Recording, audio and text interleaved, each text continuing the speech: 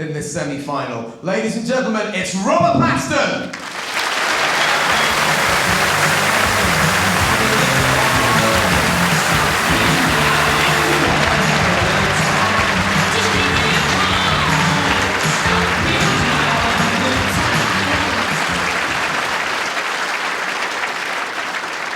And now to one of the finest all-round bowlers on the international circuit, hoping to make his 8th final, 6 times and defending world indoor singles champion, ladies and gentlemen, Alex Marshall, MBE!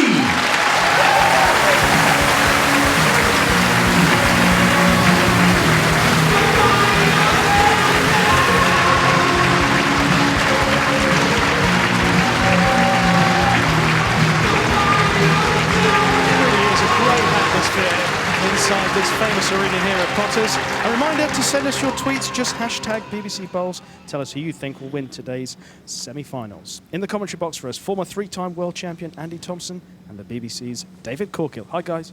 Hi Richie. Hi Richie, and very interesting walk on there. Alex Marshall looking as if he's at home already, and we all know he is. The big question for us is, can he carry on from the quarter-final where we think he was in the absolute 100% maximum he can play?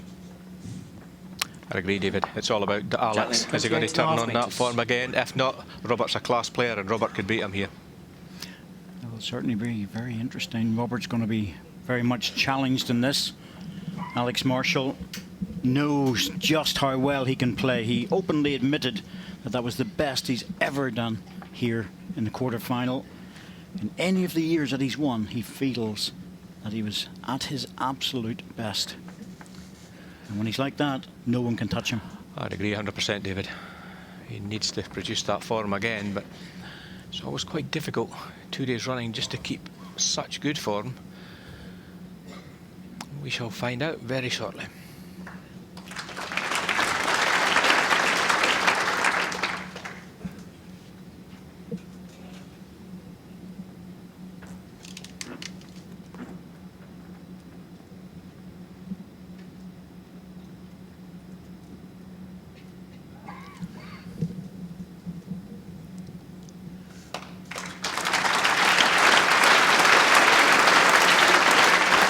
Adjustment to the second ball. Yes, 1 inch past.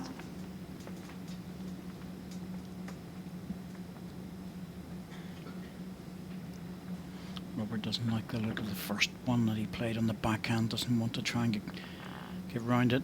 Might just get caught. More than happy to move to the forehand and use Alex's last ball.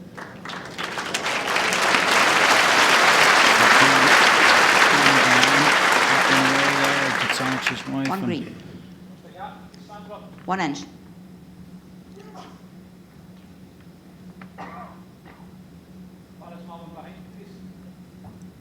Five inches past Jack High. Not an easy choice of shot here for Alex. Shot clock's running down. Down to 3 seconds. It's not like him to go that close. No, this is an awkward one. Difficult to beat on the draw. Probably doesn't want to be running through his third delivery. Well, it might open up a bit of an opportunity, but it's early days to go looking on the weight shot.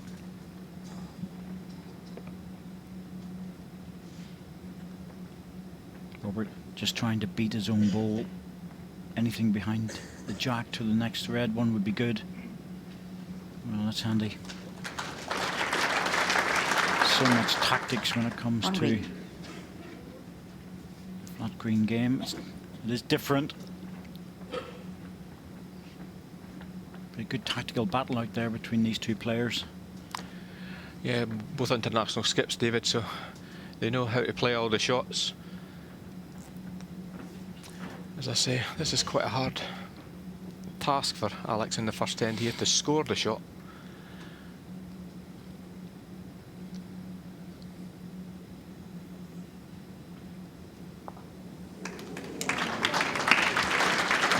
Going to be a good second. 1 green. If it was touching the green ball, had to get past it and drop off his own red. Still, 2 good balls in there.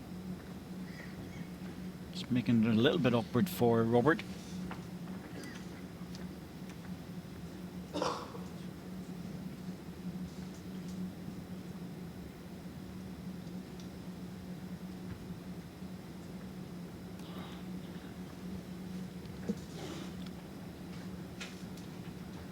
Robert playing the safer backhand, but looks to be under, not running. One shot, Robert Paxton. Happy with the single one there at the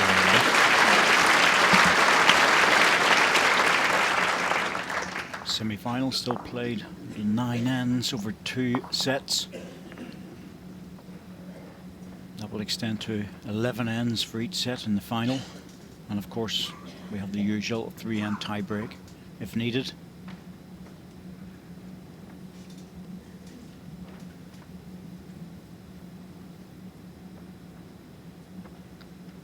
Jack length 28.5 metres.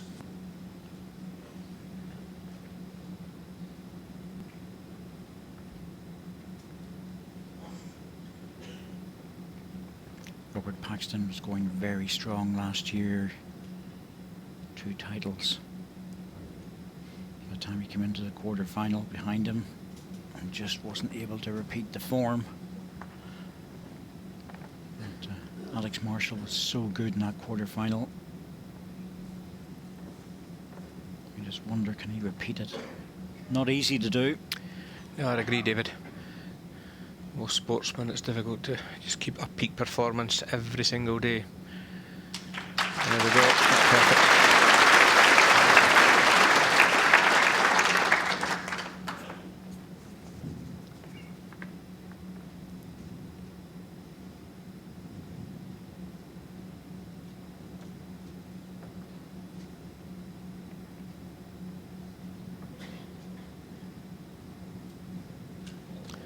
Better ball from Robert here. Oh, well played, Robert.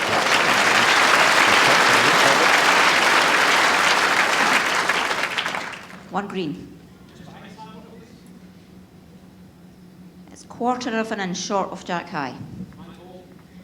Your ball is quarter of an inch gap.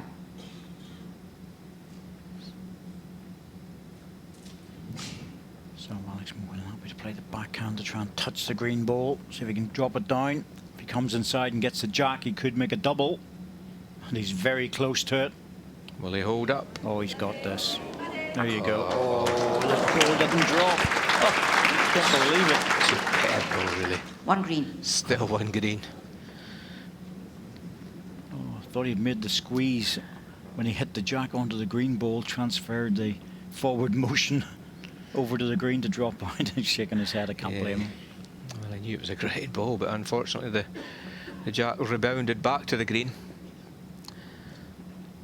Well, I don't know if Robert's actually trying to block out the forehand runner here, but he's certainly not running. Same ball from Alex. Just tried to rest Robert's shot ball.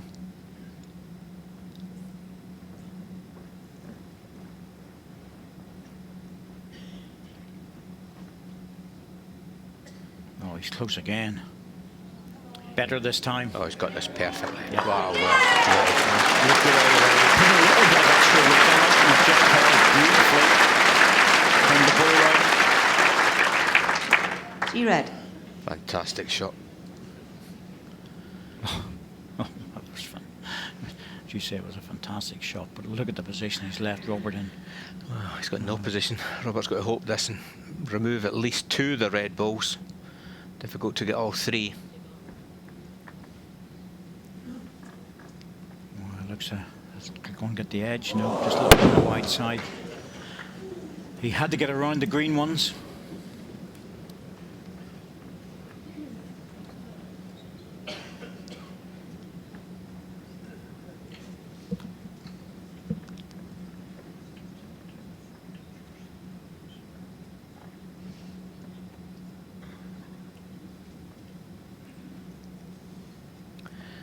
Well, 3 touches to Alex. Is it a possibility to get a 4th? Looks awkward.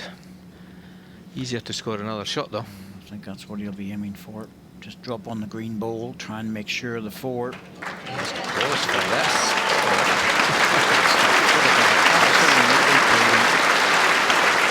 Only the second down. 4 shots, Alec Marshall. Well, here we see the final delivery coming in. Rests any ball, scores. That's just tremendous bowling. Well, he created that. Robert was lying the shot. Really couldn't afford to go near it, but it was Alex that actually made the 4 out of it.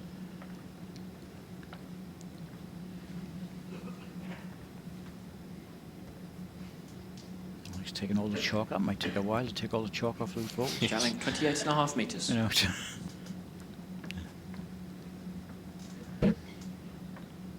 First ball, of course, no shot clock involved. It's always nice to be able to stand there and take the chalk off the balls. Yes, it looks quite good, doesn't it? You have a good feeling. Makes you feel all warm and fuzzy inside. Yeah, the opposition sees you rubbing all the chalk off. Well, there's always a slight psychological battle that goes on out there, but a lot of players don't like to lift the ball and then just take the chalk off before they play it. I prefer to do it right at the start of the end. They're not wasting any time. Shot clocks really brought that into focus. Well, both players chosen here to lead on different hands. Just let's see how this changes or may develop into a different tactic as the game progresses. But it's Robert on the back, Alex on the 4.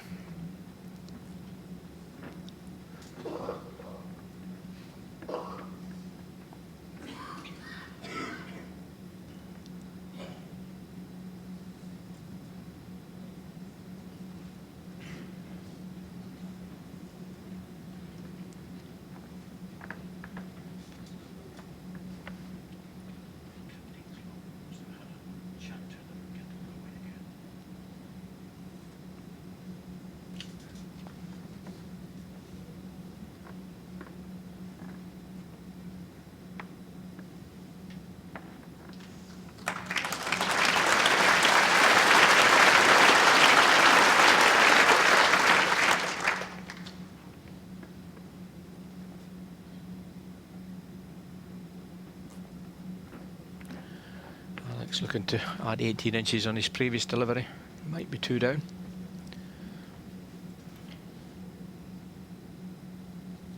This is close.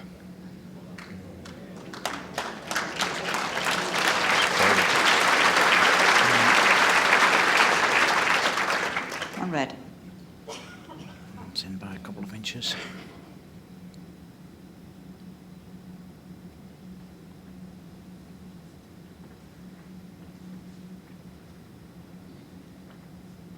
Robert just looking to come around a short one onto the jack. Just needs to run a little bit. Yeah, it's just lacking the weight.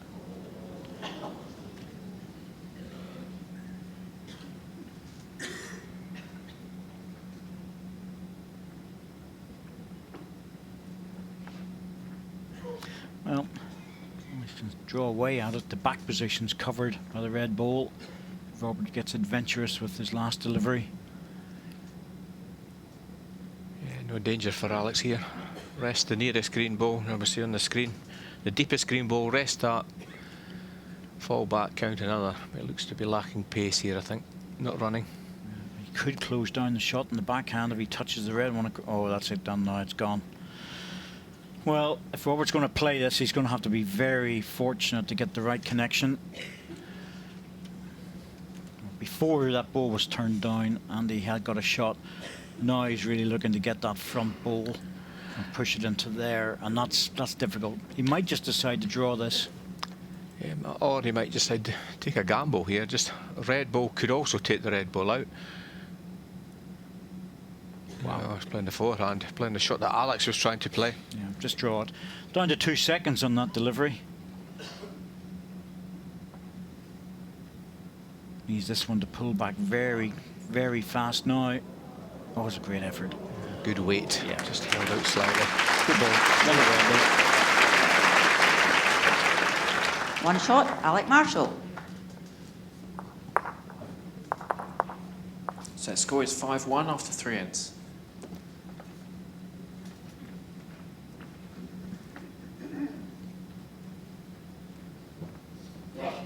Always a packed house. Quarterfinals, semi-finals, final. It's always busy before that as well, to be fair. It's Jack length 29.5 metres. Less than 3/4 full for any match. Yeah, even on day one, David, it was busy.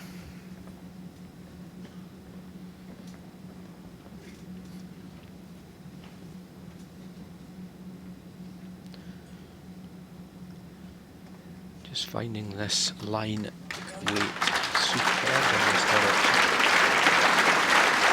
Yes, it's almost like he doesn't have to think about the line, so he can full concentration on getting the weight right. Just almost like putting the ball down a chute. Just bowl after bowl, homes in on the jack. Good reply though, Robert. Very good reply.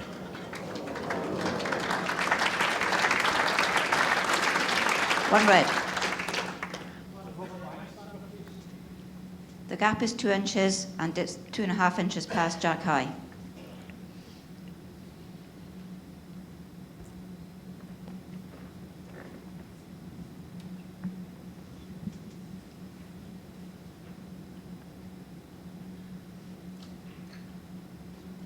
Oh, he's close again. Backhand and now on the forehand. Three touches misdirection last time. He's got two now. That's a chop going on. That indicates it's a toucher. If it goes into the ditch, it stays live. Appreciate all the bowlers will know that. But for our viewers who are not bowlers, that's what the spray chalk is for.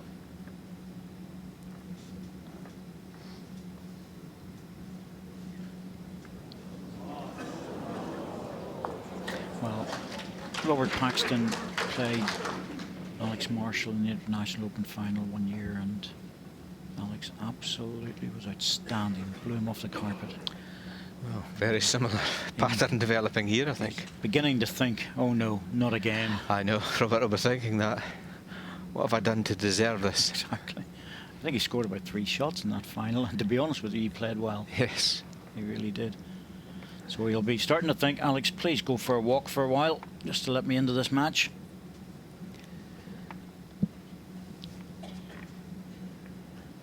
And that's the world number 4 we're talking about. Exactly.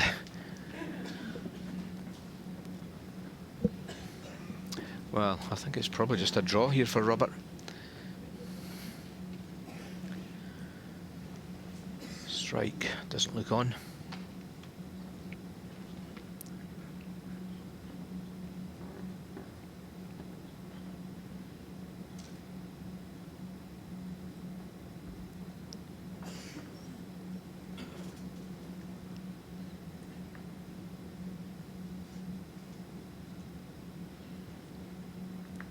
Just has to get down onto the jack.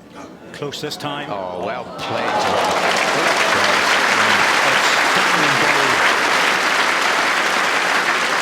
Absolutely brilliant. 1 to green. 1 green. Well, here we see Robert's third delivery coming in. Touches the jack, holds on to 1. Wonderful ball. He was under a lot of pressure there.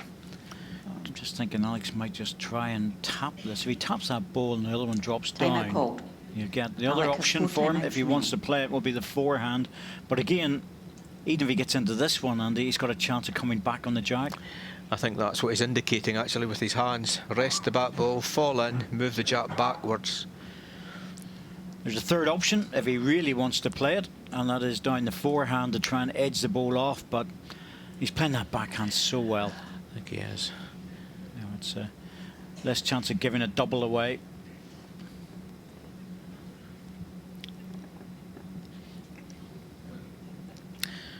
It's the backhand, try to move the jack back up the green.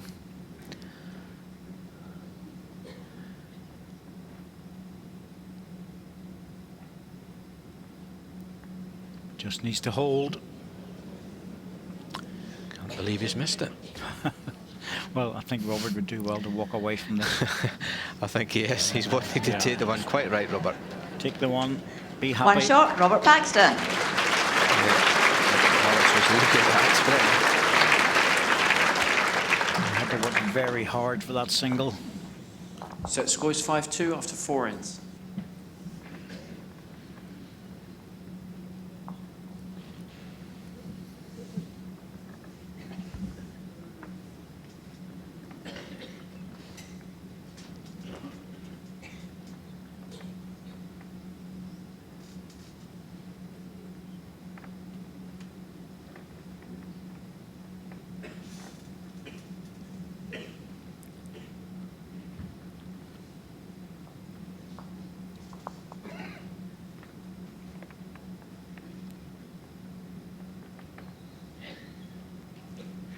Jack length 26.5 metres.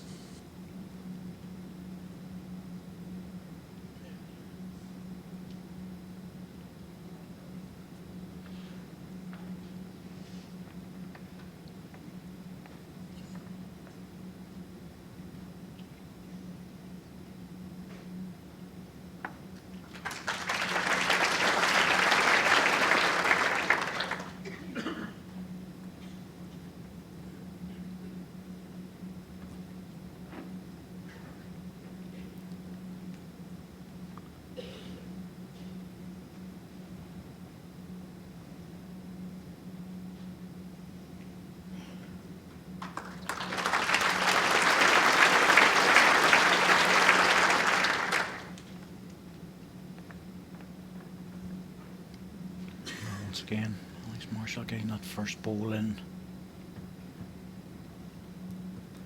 Oh, this is struggling.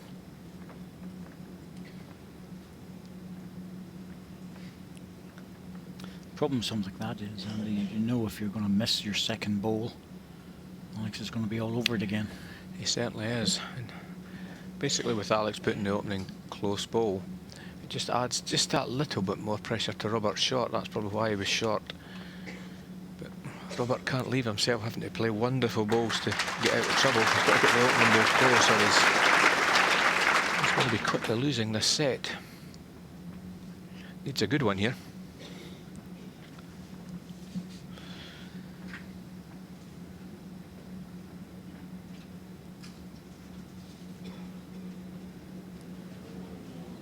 Leaving himself in trouble.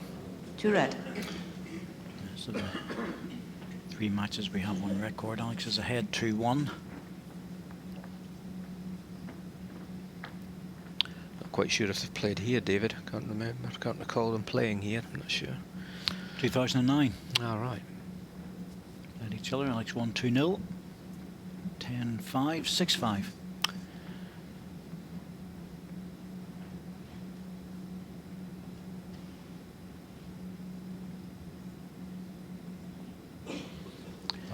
Actually turned out to be a very good ball. Certainly has. It stopped a running ball now.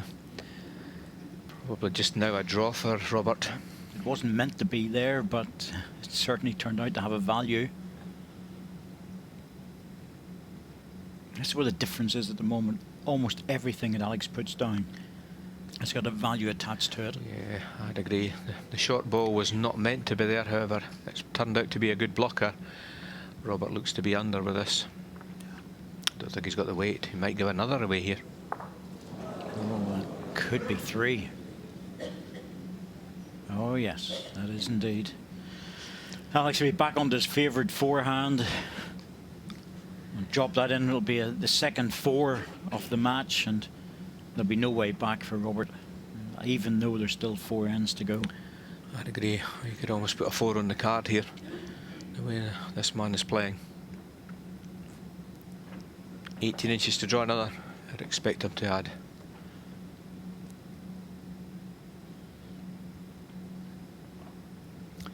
Here it comes. Crowd are starting to clap already. Number 4. There it is.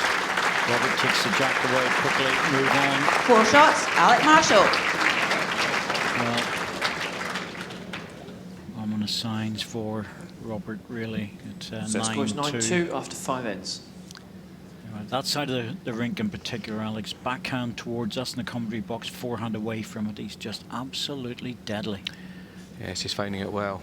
I think, again, I talked about the early tactics. I'm sure Robert had a plan to come out and play one side. However, I think he's going to almost have to be forced onto Alex's side. Alex is just getting a free run on his favourite sides. He's experienced. He'll know what to do.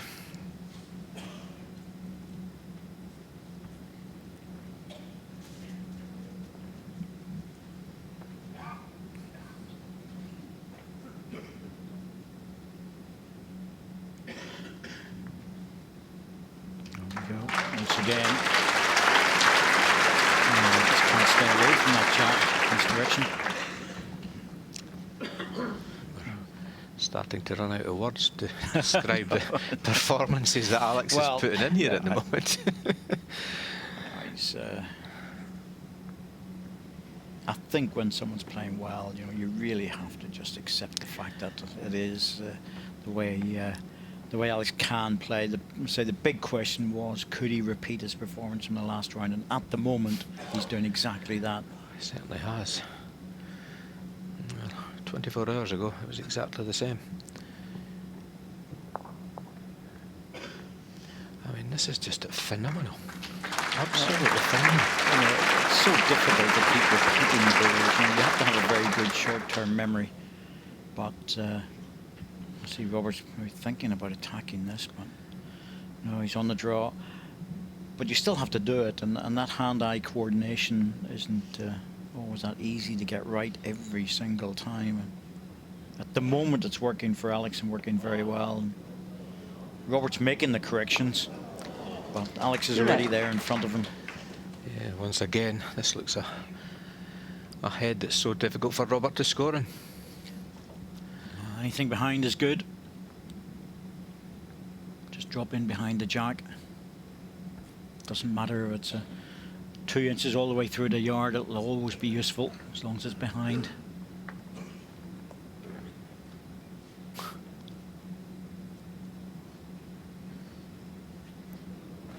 Well, it's not behind, but it's shutting up the balls. And that's going to take all the power out of Robert when he hits the green one, because that's what he's after. Unfortunately, Robert's got a short ball on here that's blocking out the drive. Two choices for Alex. The blocker at the front beside the green, which is really the only shot Robert has to hit it, or go deep. Just leave it as it is. He's 9-2 in front, 3 here, 12-2. I don't think Alex needs to go near this. Anything behind the head's good enough. 3 shots here, he's definitely won the set. Not on this end, but... No, it's just a matter, it's an academic score, really. After that, if he takes up a 3 here, Robert needs it. He needs to get in. Oh, he's not going to draw another one behind the jack, is he? Oh, well, it's not in, but good. I wouldn't be one bit surprised if he was actually trying to just draw another one. I know, on the forehand side. Well, Robert, this is not easy. I think maybe even just a forehand draw might be as easy as anything here, but... Even if he hits it, there's no guarantee that he's going to take any off. Yeah, I think hitting it here, I think he'd be going 4 down. I think he's 3 down as it is.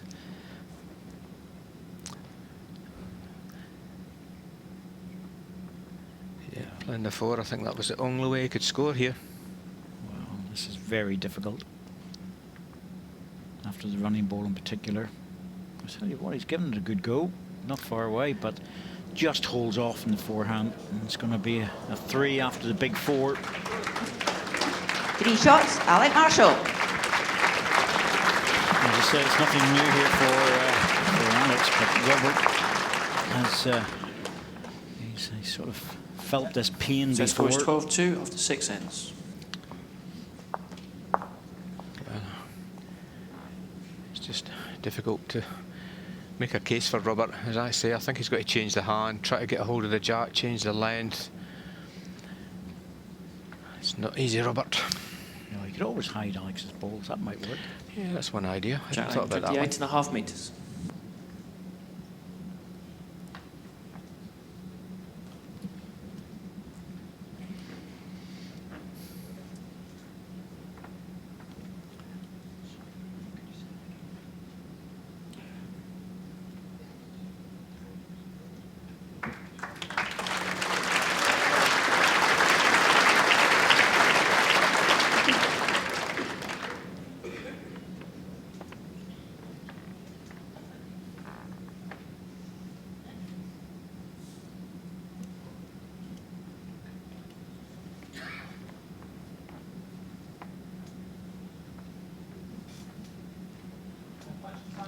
Very, very small gap.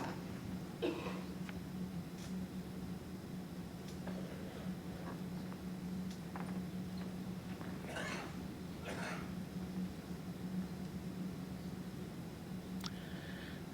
Alex just going for cover. Doesn't need any more shots in the head. Just trying to match up Robert's balls. exercise and closing the set off for Robert. Well, Robert needs to score 2 here to keep this game, or keep this set going. A good try here, well played. Good ball. I think it would be good for him if he can, because he wants to keep himself on the first set as long as possible. Okay, David. Just try to score a double. Keep on the rink. Just try to change things around a little bit. He's not going to win this opening set, Robert.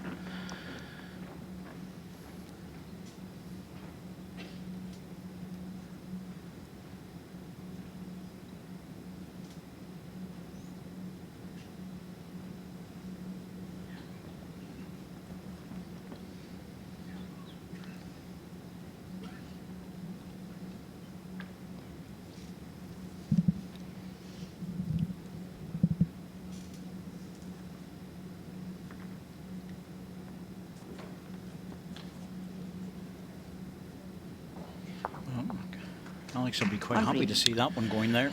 Yes, Robert needed to score a double, as I say, to keep the set going, but just gone too wide and heavy. So he either draws one to make sure of a good second, and that would also be in a position to cover the respots in case Robert tries to hit things and it goes out the side.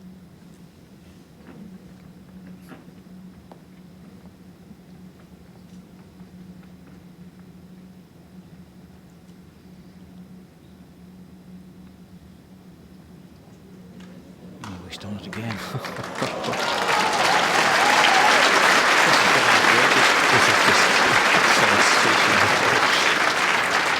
Yeah, Robert's in the drive. Get the frustration out, Robert.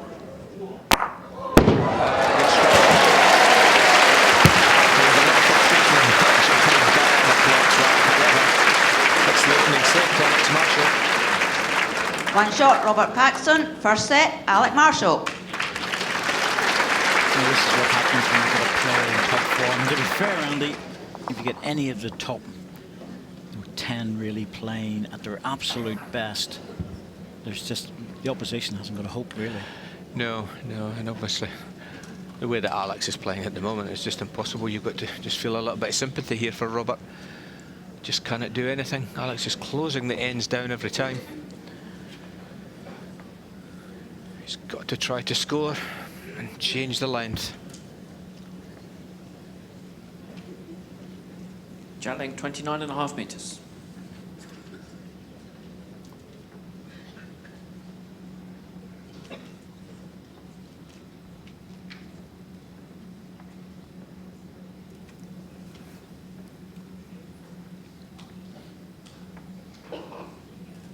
Full jack length, and Alex has been playing very well. Every jack length, but he particularly likes this one.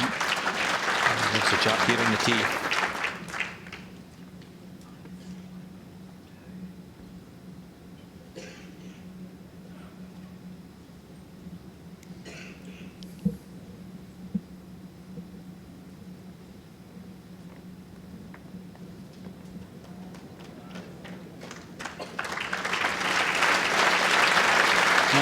Sets are a strange old game. One green. Can lose the first one comprehensively and sneak the next one by one shot, and the match is level. Well, that's what Robert will be trying to do, and Alex will be aware of that. He's just got to keep his form up. Yes, he won't let go of this. Quite often the player wins the first set, just has a little dip for the first end or two, and the second, and the more experienced players know how to counteract that. Bit of work to do here.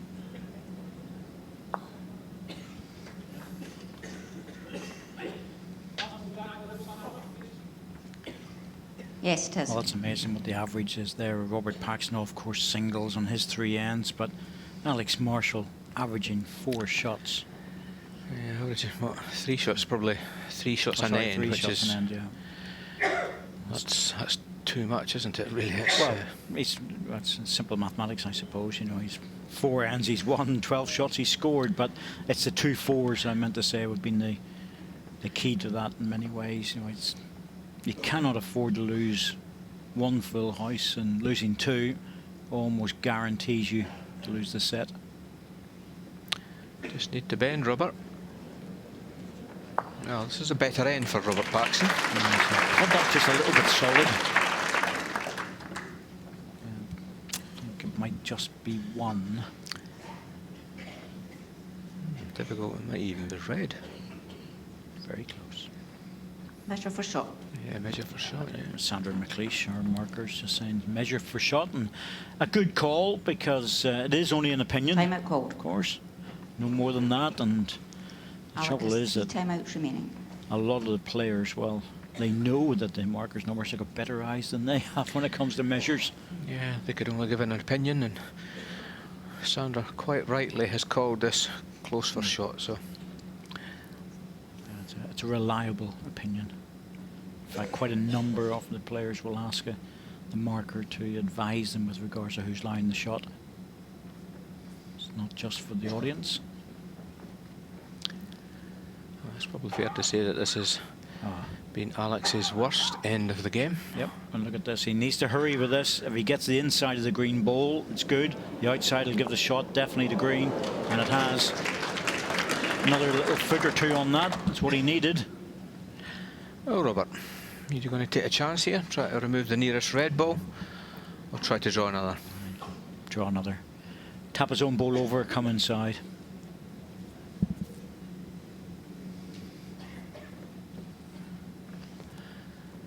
Very hard to remove that red ball. Timeout called.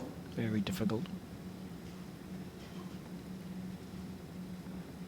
He wants to get off to a decent start.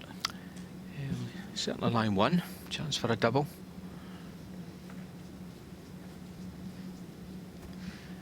He did, however, score the opening end in the first set. Got a chance for this now. He's want to slice it. Oh, not the jack. I think he's been a bit lucky there. He's pulled the jack through. Yeah, just the one. And he's brought it closer to the red. He was always going to have the shot, but as I say, 1 in and 1 out. Yep, just the one. One shot, Robert Paxton.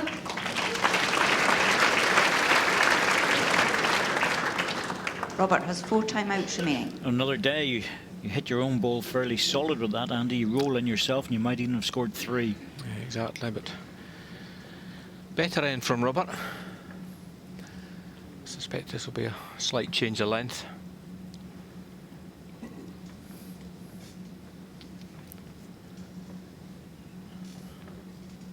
Jack length 27.5 metres. It's not a big variation of the length. Get the opening ball in, Robert. That would help.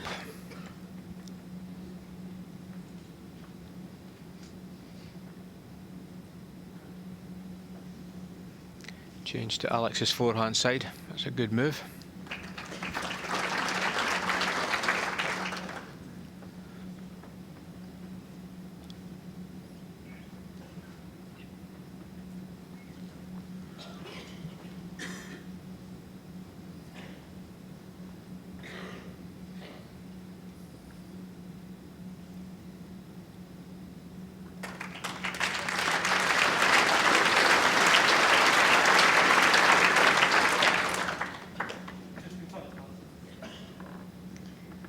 Very, very slightly.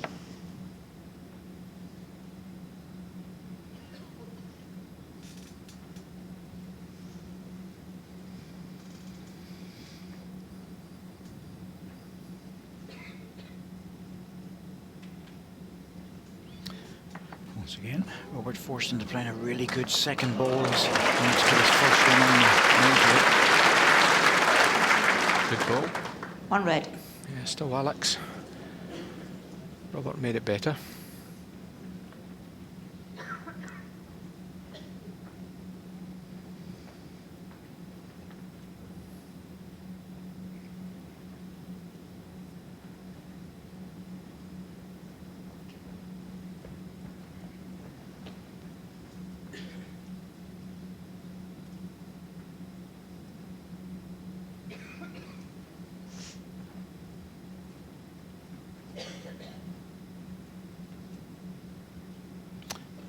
Robert just want to sneak into the inside of the bowls. No, you don't have to wait. That's a pity. Wanted to get into the inside of the green and red, roll off them. That was a chance there. The difficulty here is you don't expect Alex to miss with both these two. He's already line one. Yeah, his previous delivery was 2 feet through, so I'd agree, David. I'd expect this one to be closer. I'm probably counting.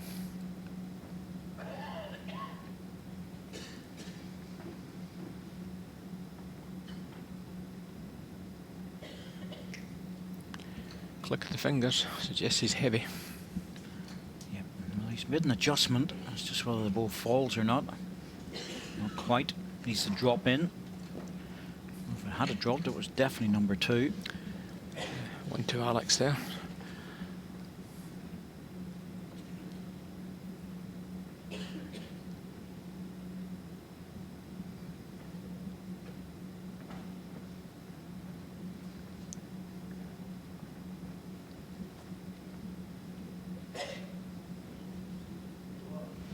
Definitely giving this one a chance to roll off the ball.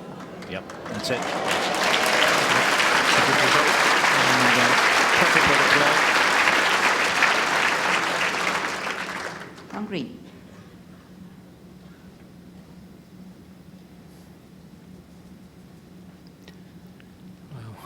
Well, Alex tried to draw or play the running ball. Choice of shots here. As you could see, the 2 deep balls are red, so Alex might take a chance, pushing the jack through. Well, he certainly got the position for it, no doubt about that. Yeah, he's going for it. Looks inside to me. Ball on the red He's wouldn't be got good. this. Oh, absolutely got it. Oh, he's unlucky. Thought he was just a little bit inside, but his toucher's gone through to the ditch. And the question is, which one's closer? Well, Robert's picking them up. I think it's 1-2 Robert. One shot, Robert Paxton. Yep. Took off his green ball on the way through. Just a tiny little bit inside the jack. Didn't get the best result on the run through. That was a follow through that So took the score ball away, 0-2 David. Really. after 2 ends.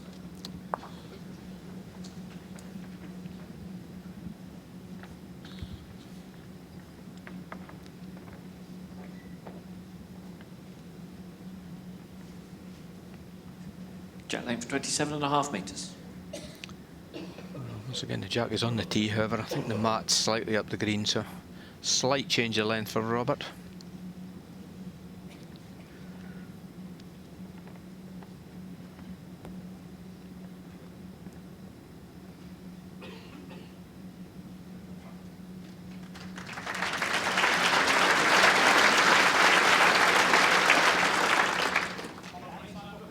Nearly 3 inches.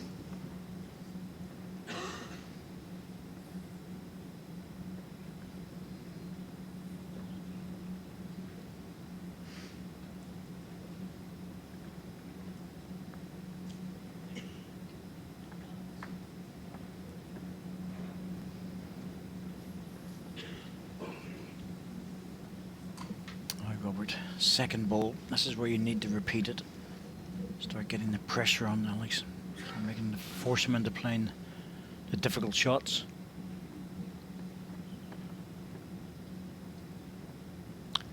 Good here. Yeah.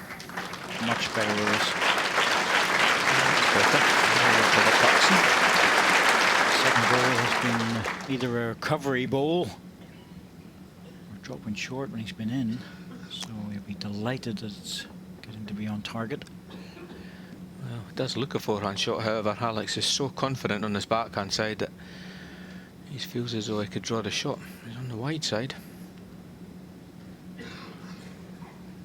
To green.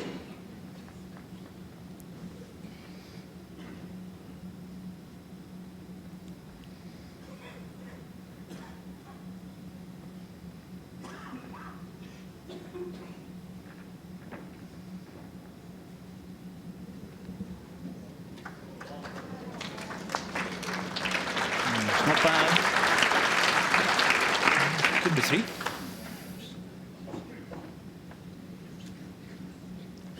Three green.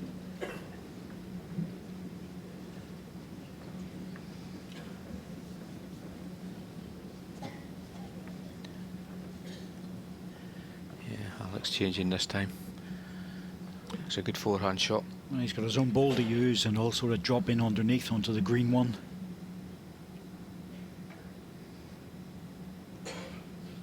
Double option with this. Will he bend? Oh, it was a fraction away. That would have been the perfect angle. I think it would have been, David. Just the nick of the ball would have sliced it into the jack. I think if that had happened, Robert would have been really searching for the white flag for later, because that would have been a bit cruel, to say the least. Well, a lot better head this for Robert. Lie 3, chance to add a 4th.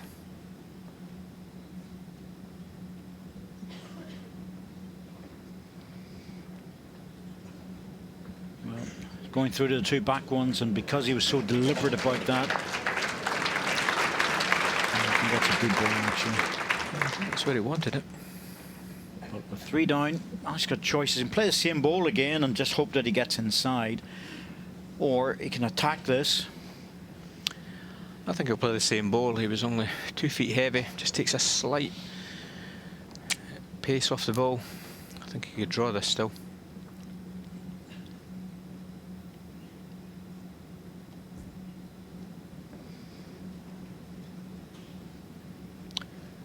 He likes it. Well, he's trotting up after. He's on a better line this time. Oh no, he wants to get to the jack and the ball. Oh, brilliant ball. Brilliant ball. Absolutely nails it again. Missed the green ball. He was on the jack. A little touch there and made no difference whatsoever. Superb ball, really. 1 shot, Alec Marshall. Well, 3 down. Set score 1-2 after 3 Gets the ends. neck off the shot. Green falls in. Difference between 6-0 and 2-1. Oh, that was a massive one. Well, Robert Paxton's back in this game now, though. Encouraging signs for Robert. Jack length 28.5 metres.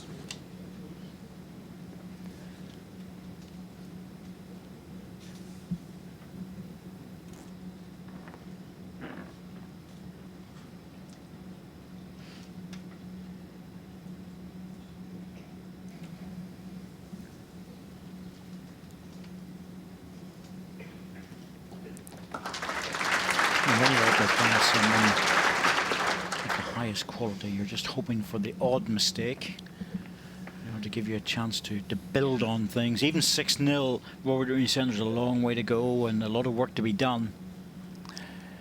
Yes, I mean, he laid good that last end. As I say, he's slightly changed his hand, which I think is a good move. He's starting to play a little bit better. And that again, Alex will be thinking, oh, how well I've played. Yes, but 1 Robert, inch. such a talented player, he could come back into this yet.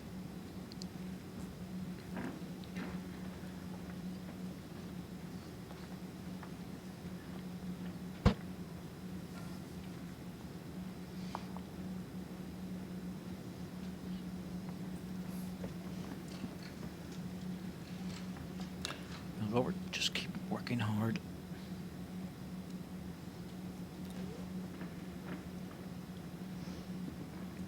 Just try and secure singles all the way if you can, and by the time you get the N7, if you're in touch, and you've got a good chance. There's number 2. And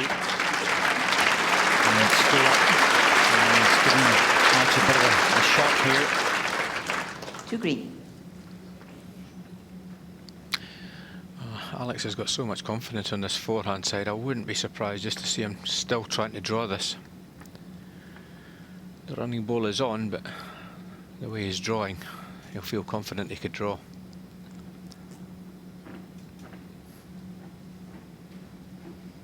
Well, once again, he's trotting up after the ball. You can't see him, but we can. I think he's over the weight. Yep, there he goes. Line was perfect. The problem here for Robert is if he leaves these 2, they can be taken out. But the back position's not clever at all, Alex. I think I'll be trying to still draw another here. If Alex hits that, the jack's liable to go a long way away. So I'll be trying to draw a 3rd shot here.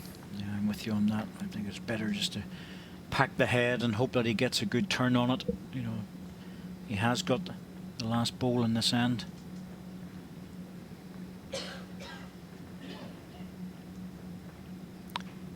Trying to draw another on the backhand side.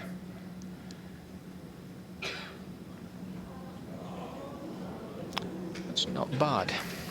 Well, it's a protector. If Alex was thinking about running on the forehand, it's really not there now.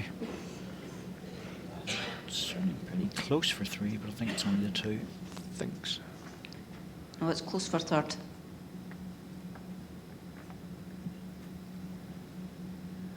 Just a draw from Alex.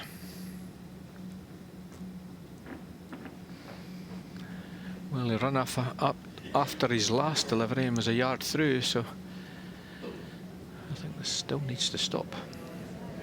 He's very close to drawing this. Oh, he's played it. He's played it. Every question comes to has the answer to it. And Robert must be thinking, what have I One got red. to do? Here we go, Alex. Once again, same as the last end, 3 down, plays a brilliant final delivery, takes the shot.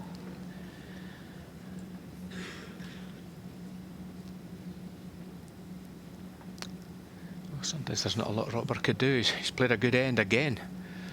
Alex just played a great ball. Well, he's given us a chance.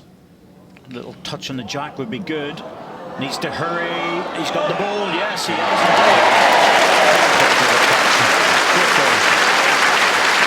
Good ball to put away the disappointment. Nice drawing the shot. One shot, Robert Paxton. Set score 1-3 after 4 ends. And just how important have these last balls been in those few ends? Yes, here's Robert's final delivery. Jack was good, however, resting the ball, gave him the shot. Establishes a small lead in the second set. Jack length 27.5 metres.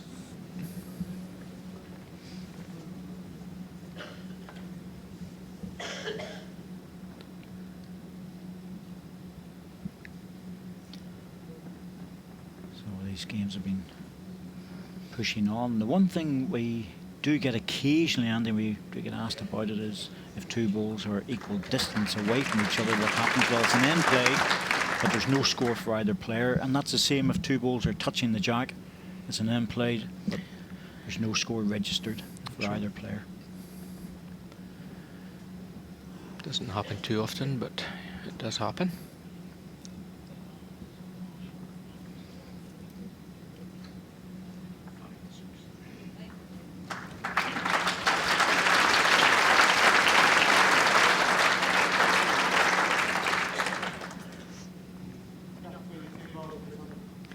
Gap between 2 balls is 15 inches. Half-inch past. Fighting hard here, Robert Paxton, digging deep.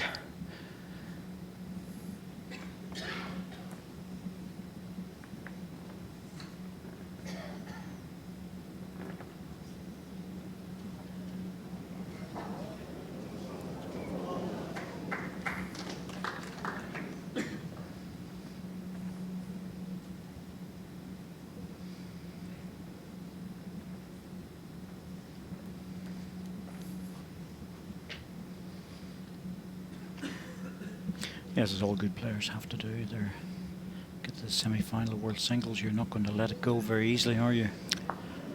You have to put absolutely everything into it. Robert is now.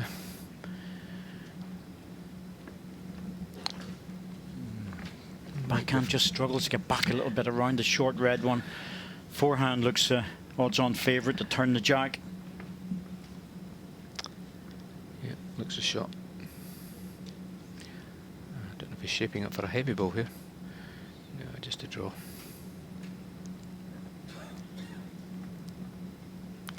He looks narrow. He won't hold up that line.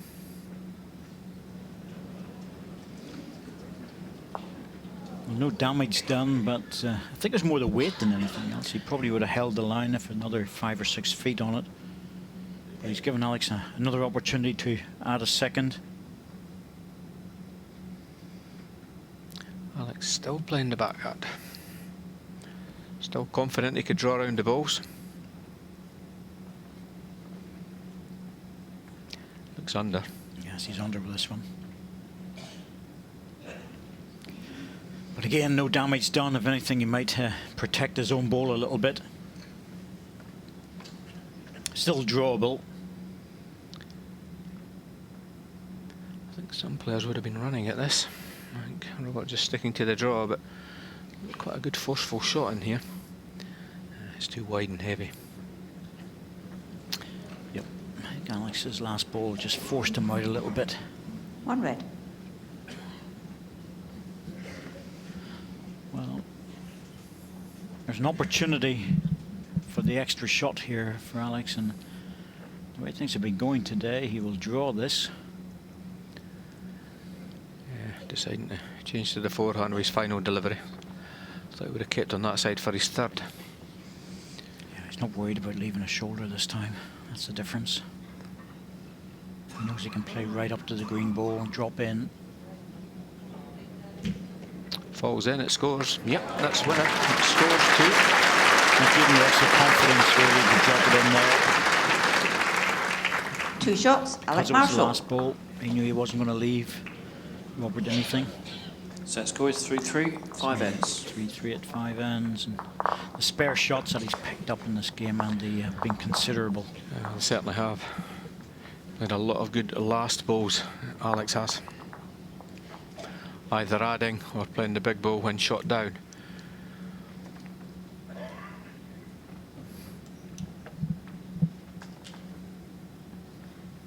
Challenge 28.5 metres.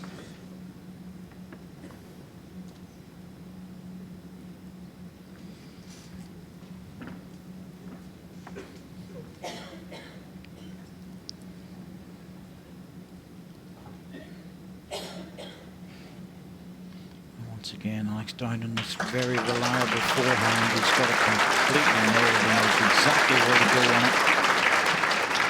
It's just end after end.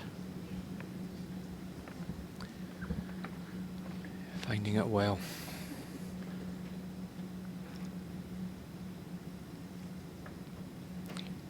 But Robert's been matching him a little bit more in this set. He has indeed. He's doing it with this ball. And dropping away. 1 red. 1.5 inches. Very small gap. No, it's exactly jack high.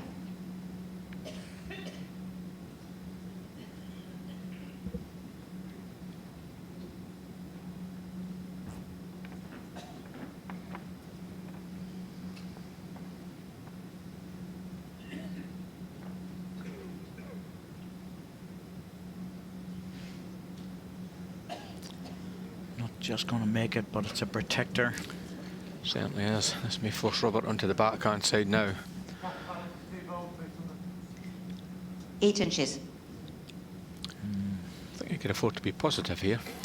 Well, he would be very unlucky to take his own ball out. Let's put it that way.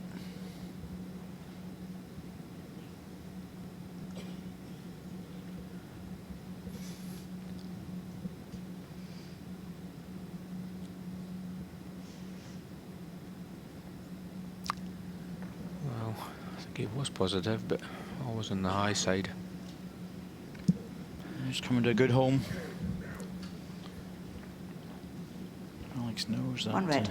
Robert's got a good shot on here. Ball on the bowl or ball on the jack, so he might decide to go deep himself.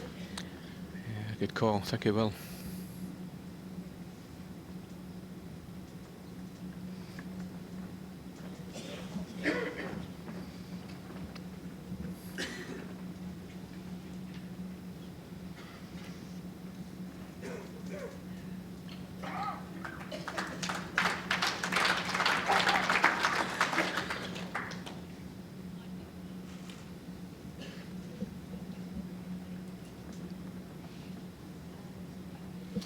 Robert will be looking at all the angles here, and the shot really is the attacking shot, Andy. We were looking at bowl onto jack.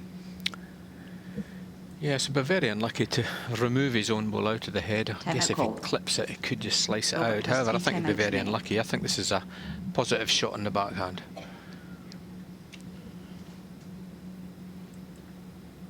Well, there's the positive shot, ball onto it, Andy. If he does get it and brings it right out into the open, that's good. Because at the moment, it's going to be very, very difficult. Those 2 back balls pretty well matched. If he's also slightly under, he could remove the 2 red balls as well. So he's playing with this with difficult weight. That'll never hold up. That's just so hard to play that with, you know, 4 or 5 feet of weight. It's just, you might get it, Andy, but you'll probably get it less out of 10 than what you would be successful, maybe 3 or 4 times if you're lucky. Probably not as high as that, really. It's you've got to be more positive, I think, on the backhand if he's going to play that shot. Probably frightened of removing his own, but I think he'd be very unlucky to take it out of the head.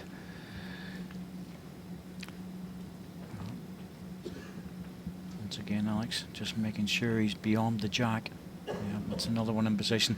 And that's starting to say to Robert, well, if you hit this and it goes wrong, you're going to be in trouble. I think maybe now, last delivery might not be so adventurous now. 1 down is not a disaster. Well, that's where the tactics come in as well, and the whole psychological aspect of the game. You know, he's forcing Robert into playing a very hard shot here, simply by putting the position balls in. Yeah, and it's understandable. You know, those 2 One balls shot, from Alex Alex were Marshall. 3 yards away and 2 yards away, but by doing that and keeping it on the high side of the jack, he left him with nothing. So score 4-3 He after was 6 happy. hits. Robert was happy just to be 1 down there. Knows the set's tight. Still got chances.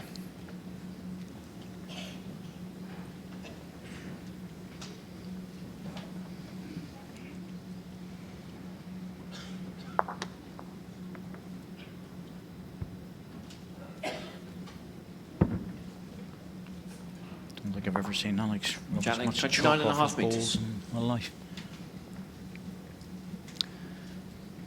Yes, he'll be able to reveal how many at the end of the game. I suspect there's a few. Oh yes. Inputted into the abacus. It'll spew out all the wonderful information.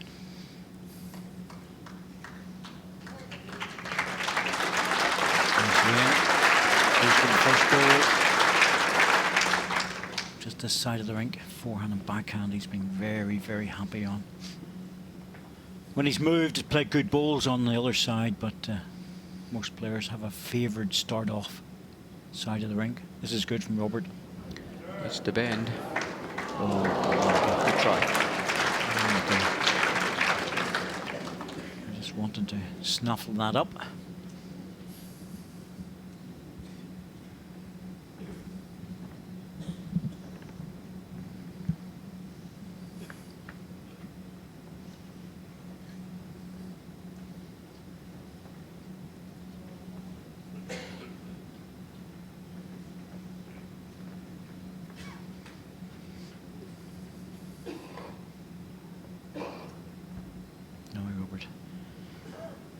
Turn of the jack would be a real bonus. Yeah, backhand draw. He's close here. He's Very close. He's got it. Yeah. Depends how Not far bad. it bounces. On a club green, you would hit that and run right up close to it, but on the portable Two rink, green. it just floats over the top very quickly.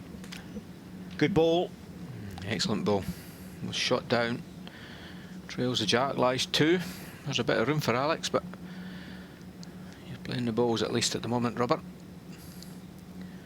Asking Alex some questions. Oh, put off slightly there.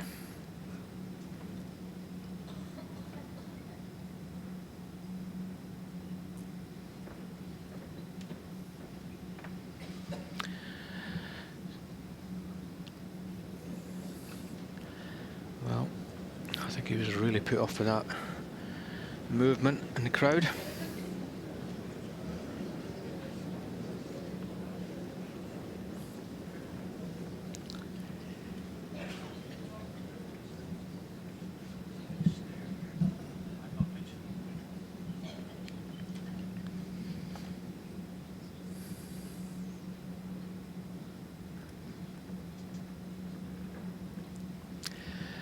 There's a chance here for Robert.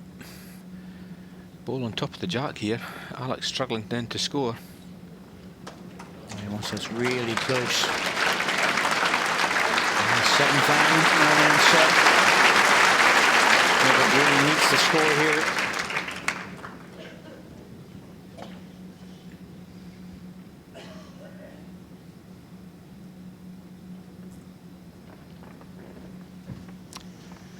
Well, no problems in this one. Got it away nice and sweet.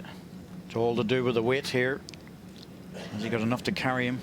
I think he's got enough to get second. Yeah. We're reasonably happy with that. I think that's a good effort. Second ball, best Robert can do is a double. 1 green.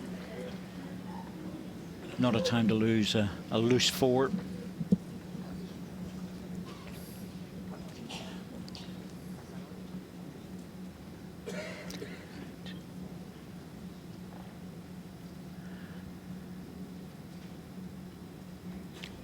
Three touchers, going for number 4.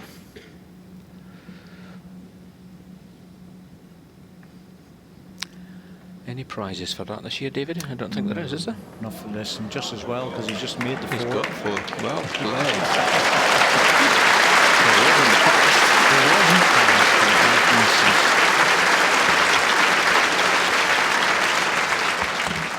Two shots, Robert Paxton. Set score is 4-5 after 7 There ends. we go. Final delivery, final toucher. More importantly for Robert, puts him in a much better position to get this set in his pocket. Yeah, we're looking to score here. Possibly force it into tie break. Jack length 27.5 metres.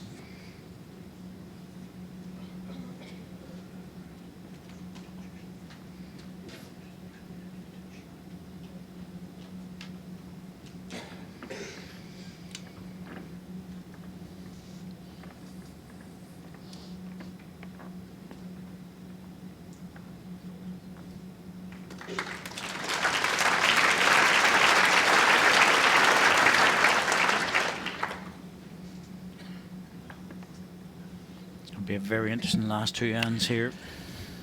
Certainly is. Alex will be trying to get over the line quickly. Doesn't want to go this to a tie break. No, he certainly doesn't want to go to a tie break. The danger with the tie break is it just takes 2 really good balls or even a lucky one. Yes, anything with that one. 1 inch past.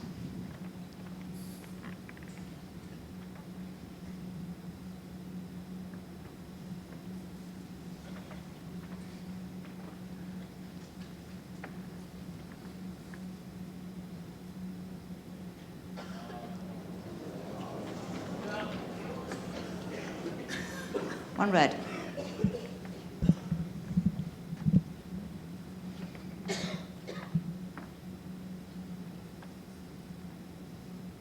Robert trotting up after the second ball.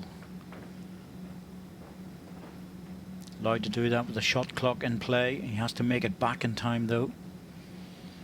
Alex is just looking a little bit on the heavy side, but it's going to come around into a very good back position. He hasn't missed too many there in the forehand, has he? No, he hasn't. I think the tactics here for Robert is just to try to draw the winner. Try to secure a single on this end. Worst case scenario really is dropping a 1. He doesn't want to drop a 2.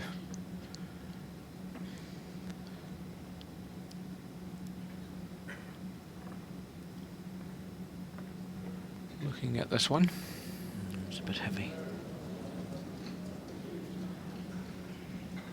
Well, Robert loses a single. He still has to win the next end. If he can manage to get the shot, it gives him a little bit of a buffer. But that really will apply to Alex Marshall as well. Alex can gain a double. He can afford to lose a single in the last end.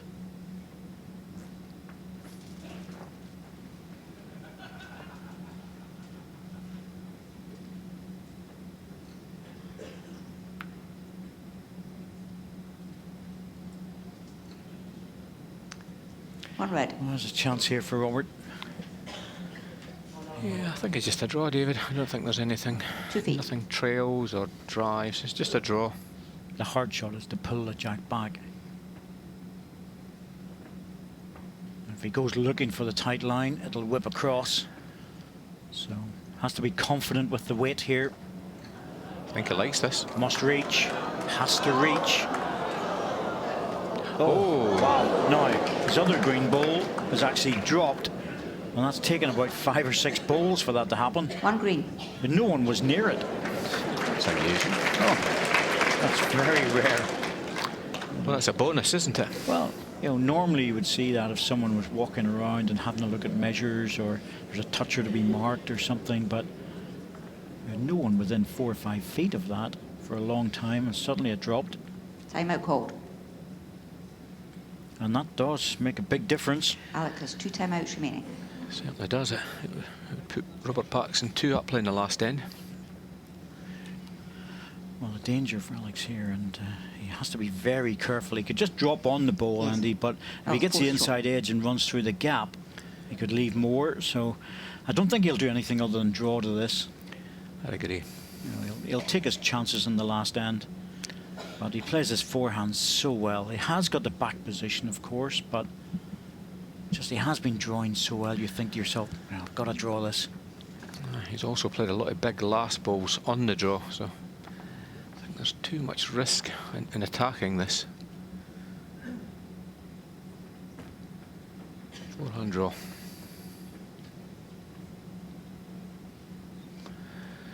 Is he saving the best till last again? Oh, he's down in this line again. He just loves this forehand. He just needs to tap his own ball and it'll drop. Or not. Oh, unbelievable. He can't believe that. He can't. What happened was that the forward motion was transferred through the red ball onto the green, fell back again onto the other red ball, and it transferred to the back one. It's still sitting up there. Well, Alex has got 30 seconds, but I think that 30 seconds is probably now past. Oh, it's well up. Yeah, 30 seconds is well up. Yep. That's why One Alex shot, was waiting. Robert Paxton. And absolutely right. You know, you're allowed 30 seconds after forward movement of the ball to drop. And in this situation, you certainly couldn't walk away from that. So score Alex was 4-6 within after his 8 rights ends. to delay kicking the balls in. Can't blame him. But it took so long for Robert's ball to drop there. Certainly did. That was a surprise. But, well, Alex needs to score 2 to 28 make the and a half final. metres. Robert, anything less, and it's a tie break.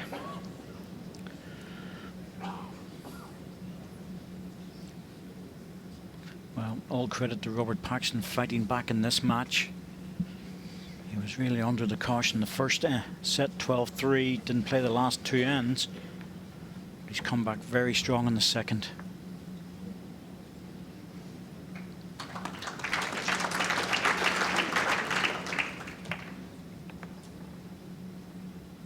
Staying on the long jack length, Andy, and that's the length that Alex Marshall has been really doing a lot of damage. I think it's also Robert's favourite length, but I'd agree. Sometimes if your opponent is just getting there slightly nearer than you, you should try to change it. But yeah, once again, it's Alex in first.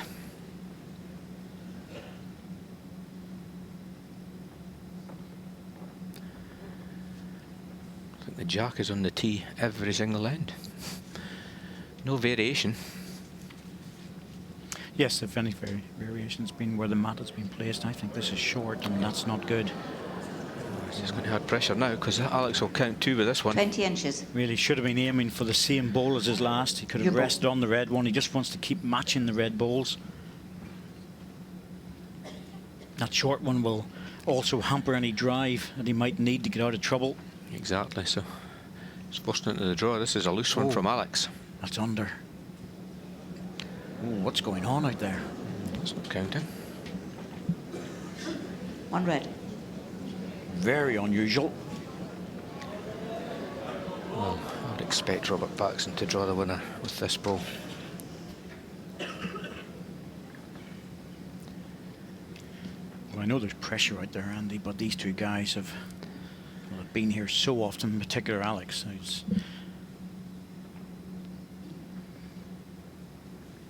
this is very important for Robert. He has to, at the very least, beat the back red ball. Tell you what, he's looking like he's heavy. I think he's going to catch the red. This is going to be good enough.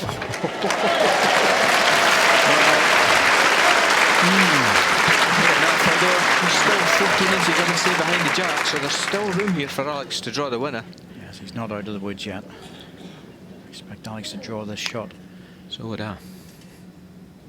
And then the pressure really will be on Robert.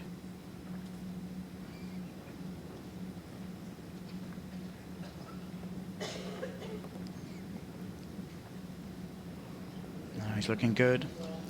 Shot ball coming in. Yep. That's taken by some distance, and it's the same goal for Red, only a little bit less weight. Last time he tried that, he dropped a yard short. Well, pressure on this ball from Robert. Needs to be within 6 inches.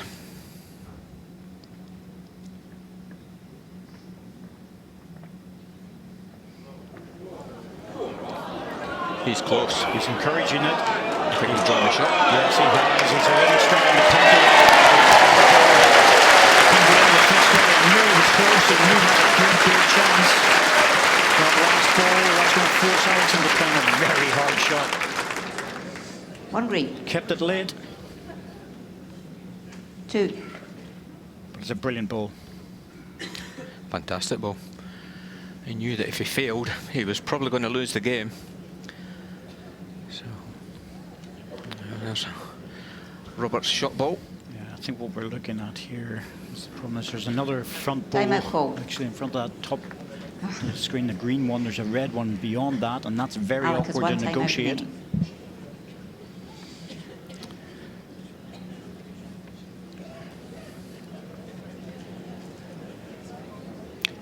Very difficult, I think, to score to here.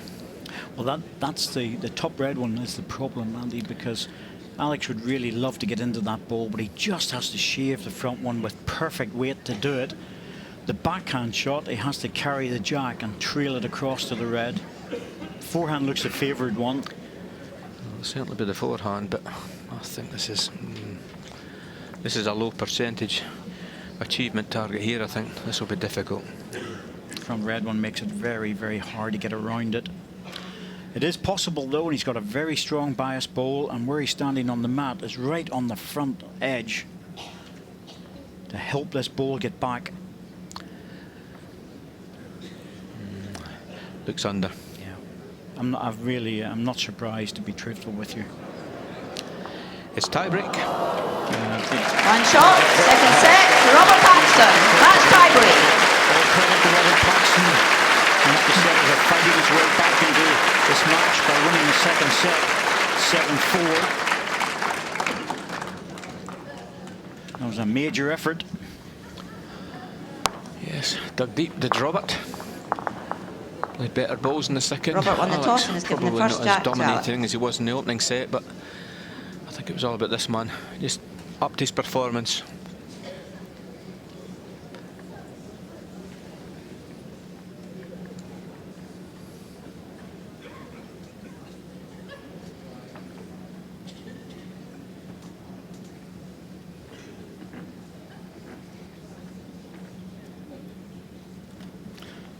Tie break.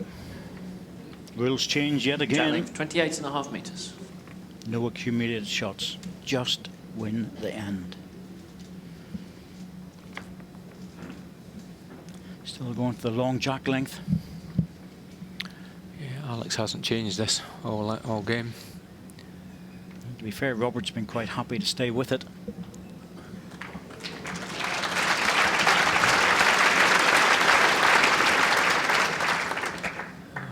Forcing.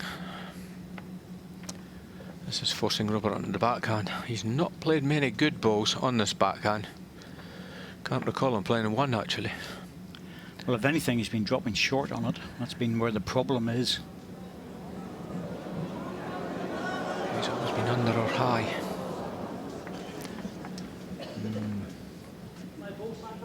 Yes, you The really gap want is to 9 get in inches. first. in a tie-break end, trying to defend a really good touching ball. Surprised actually with Robert. I thought he might have stayed with the forehand. Yes, he's been playing the forehand more in the second set. I mean, it does look backhand, however, as I say, I just don't think he's mastered the hand.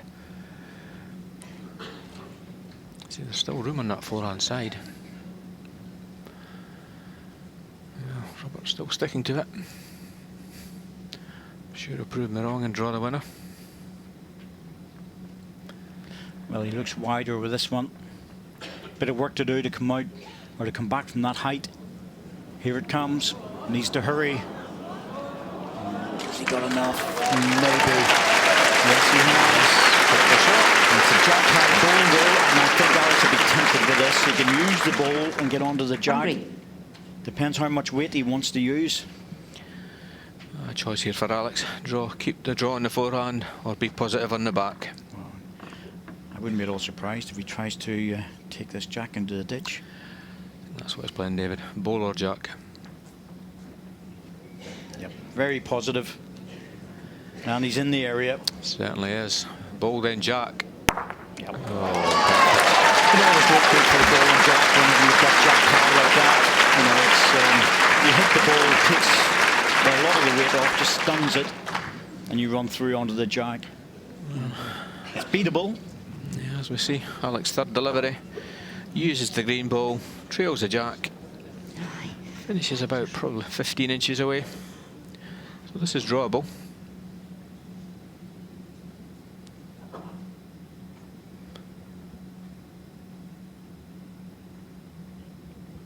Well, this is the one that Robert will want to do it with. He'll want to try and get very close with this if he can. He likes it. I'm not sure about the weight, that's all. It's heavy. Looks heavy to me. Is he going to drop back? I don't know. That's going to be close. Favour you, Alec. Oh, favour red. Well.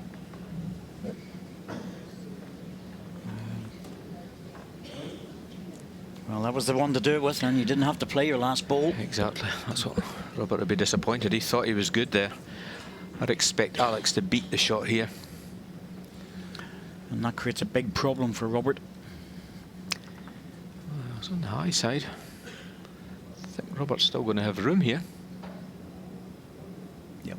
That's the shot ball. And dropping in for a number one. That's the one to beat, but anything, absolutely anything off his last ball, and he's in. Two red. Diane's still cheery. Well, I think Robert would be disappointed not to draw this.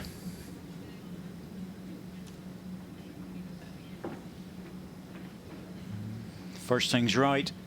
Oh, actually, is it? Looks a bit on the narrow side. Has to negotiate the front ball. Yeah, that's the problem. He was narrow. Oh, dear me. And that was a chance. That was a big chance. First end to Alec Marshall. He would have made that. You know, it's... But he looked a bit narrow out of the hand. Yes, he did. Always on the narrow side. Well, Alex Marshall started favourite. Certainly favourite now after winning the opening end of the tie-break.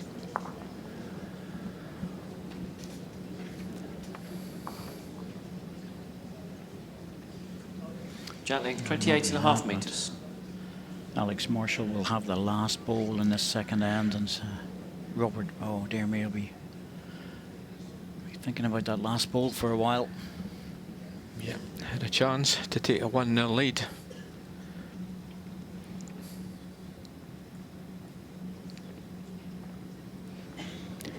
Good opener there. Yep. Good start.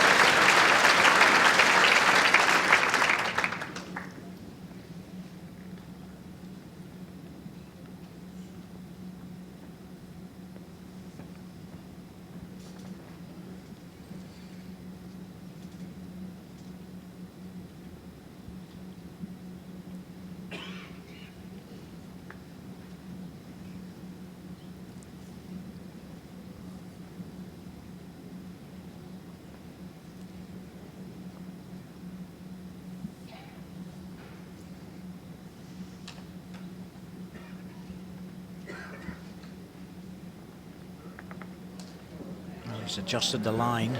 It's just a matter of getting back. And it's there, but there's gaps and holes. I almost feel as though none of the balls presently will lie. Still room.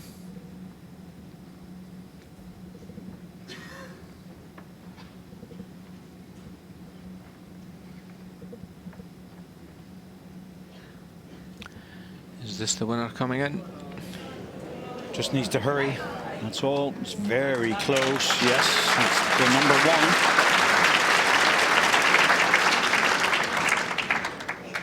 One red. Yeah, well, no attacking option really here for Robert. Still 7 or 8 inches to draw, so it's just a drawing shot on the backhand. That sounds easy, 7 or 8 inches, and there was a couple of feet the last time, Andy, but pressure tells. Certainly does, but I think Robert will be confident in drawing this. Can't afford to be too wide, you just don't get back. Wide and heavy. I think he was actually trying to play a very slightly inside line to force the jack in the bowl. But he's got the back position in now, and I think Alex has to take a chance here. Yeah, Alex will try to get a closer bowl. He has got the last delivery if Robert does decide to attack it.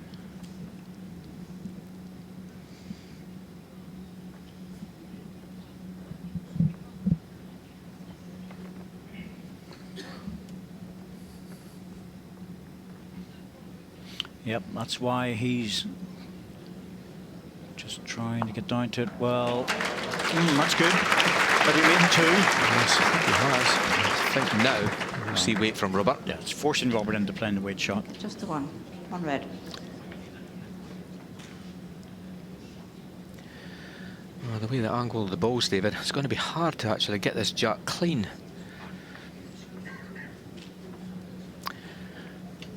Timeout call. You'd expect Robert to hit this target, however, it's Robert not a has good 3 head. timeouts remaining. No, it's not. The ideal result for Robert would be to get onto the jack here and run it all the way back into this position with his own bowl. What's also possible for him to get is if he's in the inside, he can get the split and the jack could bounce off the green bowl and back into this position. The only thing he can't afford to be is wide. Correct. I think he'll be positive. Don't know if he's shaping up for a draw here. He's shaping up for a draw. That is incredibly difficult. Well, don't know. I think the way the angles were, David, I think it was difficult to run at this. You know what? He's close. What a ball here! What a ball!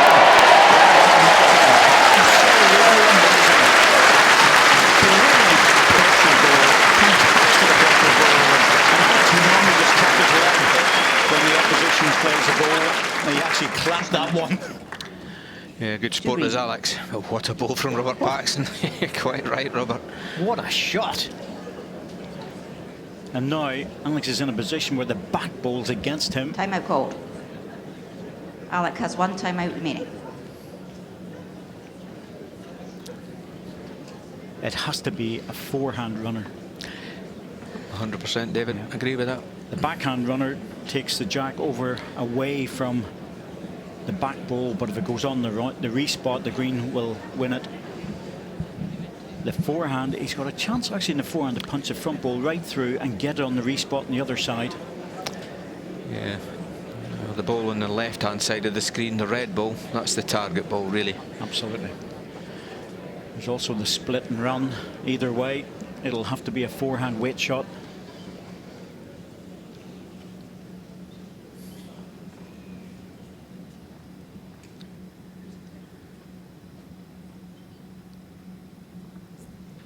Yep. Forehand runner. You know what? He's looking at this. Oh, is he going to bend? He's not getting back. There's a chance of getting the outside edge on the jack, but it's going to be a last shooter in this match. What a fantastic game. That last ball by Robert Paxton was just Second then, Robert Paxton. Superb. I just thought the angles were bad, David. I thought that's why obviously reverted just to the reaching through. But what a ball. One-end shootout for a place in the World Singles Final.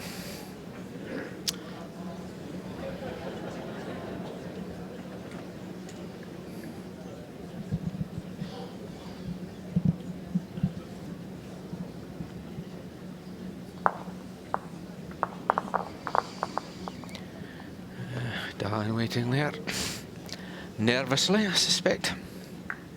Just a little. Every right to be. I think this year has been more tense matches, actually, in many ways, Andy. We've had a lot of tie breaks, a lot of last-end shootouts, as they say.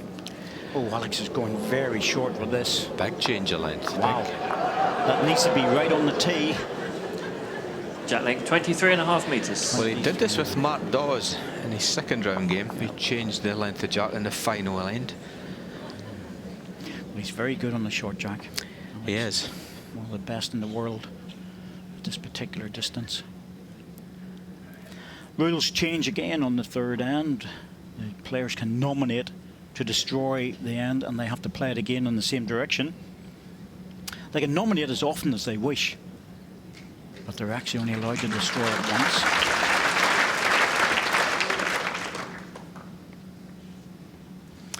And what I mean by destroying the end is you push the jack out of the confines of the rink. The respots do not count. But if you don't nominate and it goes outside the confines of the rink, the jack is put onto the respot position. And this is why Alex likes these short jacks. Nearly 2 feet. That's probably Jack high. the worst ball he's played. Yes. Well, it's a length they have not as yet played. I mean, it's not foreign to them. They're used to playing a short length, but the jack has basically been on the tee all game. So this is completely new end. And it's the first one in here. That's still not close enough, I don't think. No. It's a good ball. It's probably only a foot away or less. Well, what Robert would give now for a front toucher. Well, not sure about this one. Just have to wait to see if it comes back from that wide line. Doing its best now. Absolutely.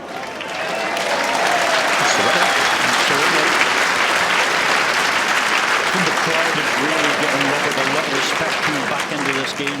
A lot of players would have folded under the pressure. One green. Certainly have. Well, not easy. No, but you would still expect Alex to get this. Just a slight change on his weight. Just needs to put another 10 inches on it and he will draw the perfect ball. He's got the perfect line. Has he got the weight? I don't think he's running. He hasn't, but Robert's going to be forced into playing another good one because he can't afford to leave this. And either way, Alex Marshall, the defending champion, is going to have one bowl left to stay in this championship. May see a different ball from Alex with his final delivery, I think. But you're right, Robert needs another one in. Well, this has to be good. Must be good. Struggling for weight. I think he likes this. Yep, he's good.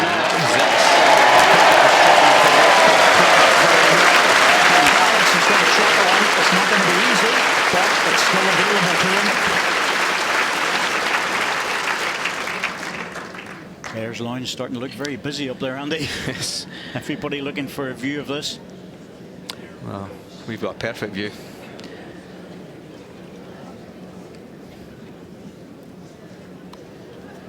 Well, if there's anybody going to get you out of trouble, it's this man. However, Timeout call. he's in trouble here, Alex Marshall. This is going to be difficult. Alec has no timeouts remaining.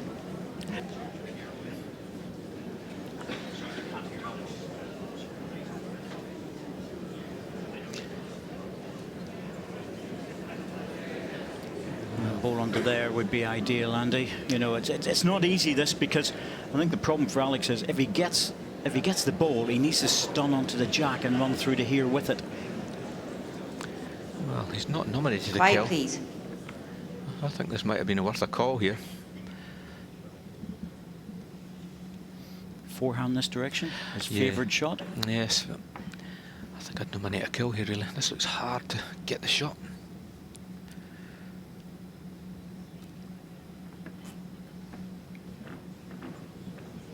Oh, he's very interested. Very interested. Has he got past the front one? He's under. Oh, he's gone. Does end the match to Robert Paxton. Very generous applause from everyone for this match. Robert Paxton, power and to the big rattler. What a wonderful performance by Robert. Robert Paxton totally outplayed the maintenance for Canada. He dug deep, higher in the second, played the tag looks well done Robert Paxton, through to the final. Alex Marshall was just unbelievable in the first set. Everybody on the field here in the international arena. Absolutely marvellous game of balls. Pressure, tension, everything was there. It was an amazing game, no doubt about that.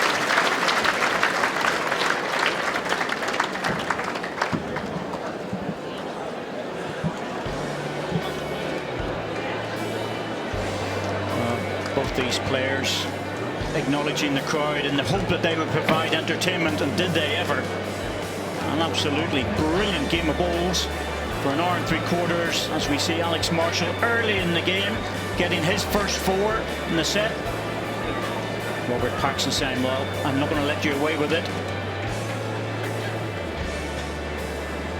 And once again, Alex Marshall playing a brilliant third bowl. And again on the draw with 3 against him for the number 1 to save 3.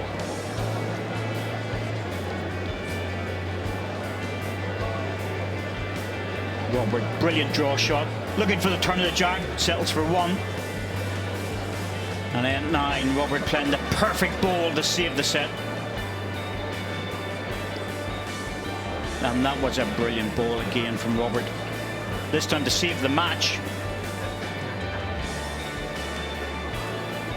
And in the end, that last ball was enough to get Robert over the line. Alex close with his last ball, but just didn't make it. The stats will favour Alex Marshall just probably a little bit, I think, because of the first set. Yep, they do indeed. Total shots scored 16-10. But look at the ends won with Robert Paxton, 11 against Alex's 8. That's due to the heavy scoring that Alex was making. Touchers, very little in it between the two. Brilliant, brilliant game, there's no doubt about that. But Alex Marshall really couldn't do any more in defending that title. But it's Robert Paxton through to the final. Just the most wonderful match we have witnessed, one perhaps worthy of a final here at Potters. The crowd absolutely loving every minute of it. Alex, first of all, I imagine you haven't played that well and lost a match in a long time.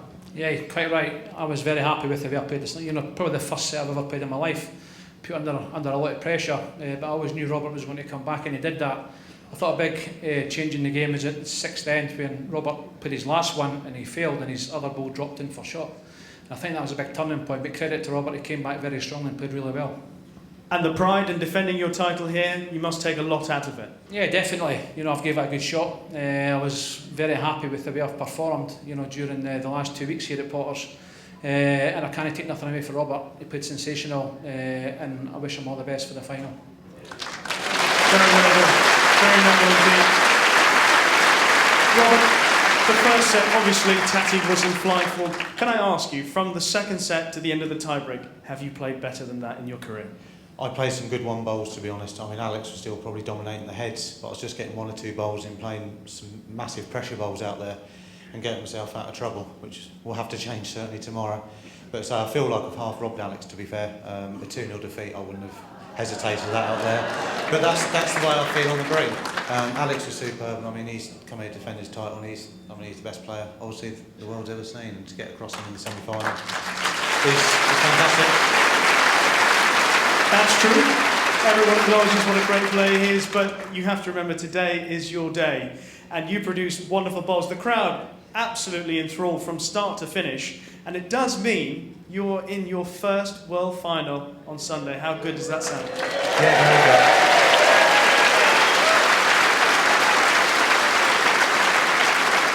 I mean, obviously there was all the hype last year after mixed pairs and the open pairs, and so to come back this year and get a chance in the singles and reach the final, it's pretty good. A lot of people are excited about what's going to happen tomorrow, but from a player's perspective, having gone through what you've done today, what happens in the next 24 hours? How do you prepare for that after playing so well today? just go out, put a bit more time on the green. I change colour tomorrow. I turn to red, so I put an hour or so, a couple of hours on the green tomorrow, and tonight and tomorrow morning, and prepare myself and just relax for the finals tomorrow afternoon.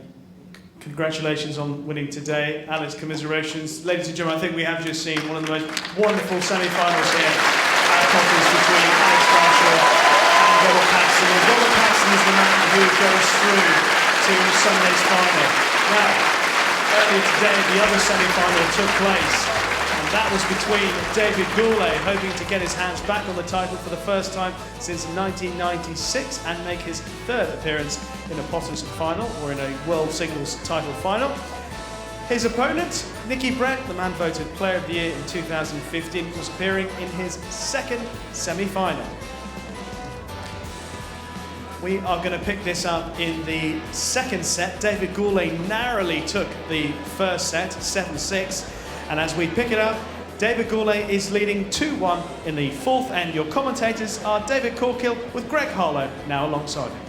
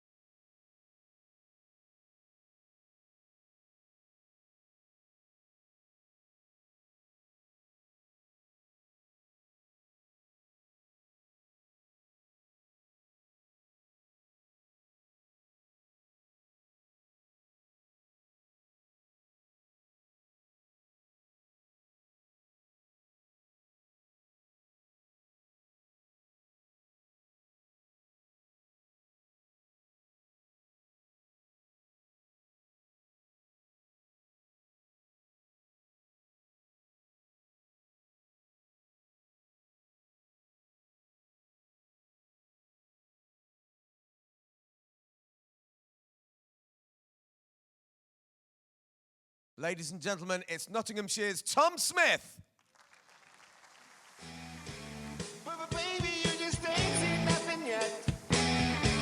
It's something that you're never gonna forget.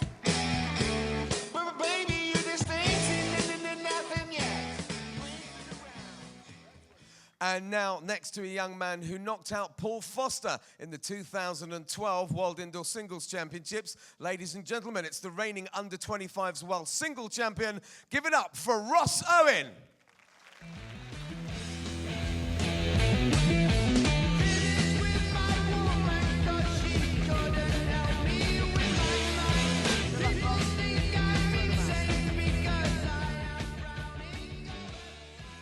And your commentator for this match is Janice Gower.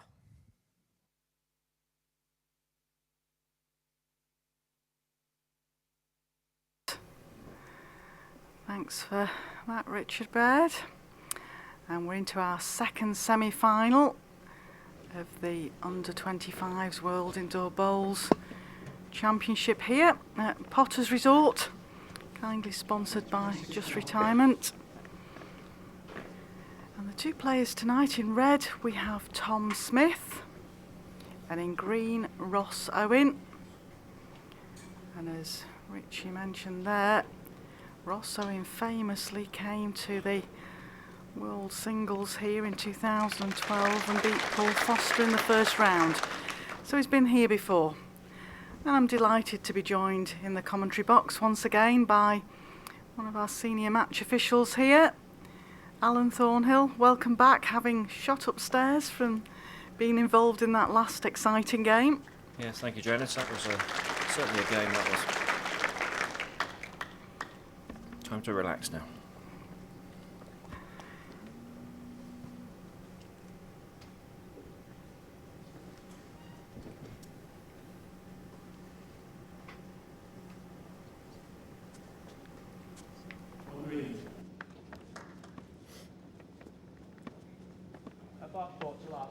Last ball is 9 inches short of Jack.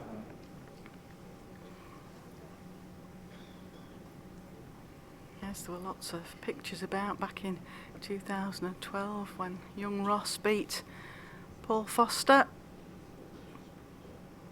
He comes into this tournament as the highest ranked under 25 in the PDA rankings. Tom Smith won one of the qualifiers at Poole.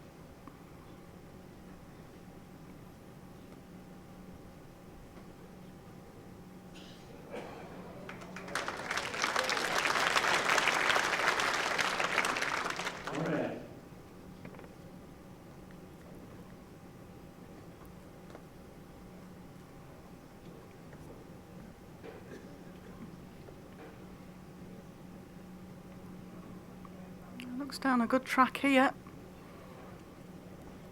Sits the ball out solid. That's 2 out of it. Yeah, good confident start from Ross. Drawing well. Little runner there.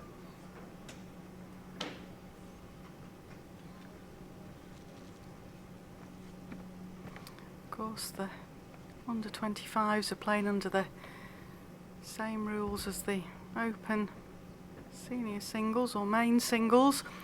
They play 2 sets of 9 ends, and if necessary a 3-end tie break. And they also play under the shot clock. Looks a good ball from Tom here.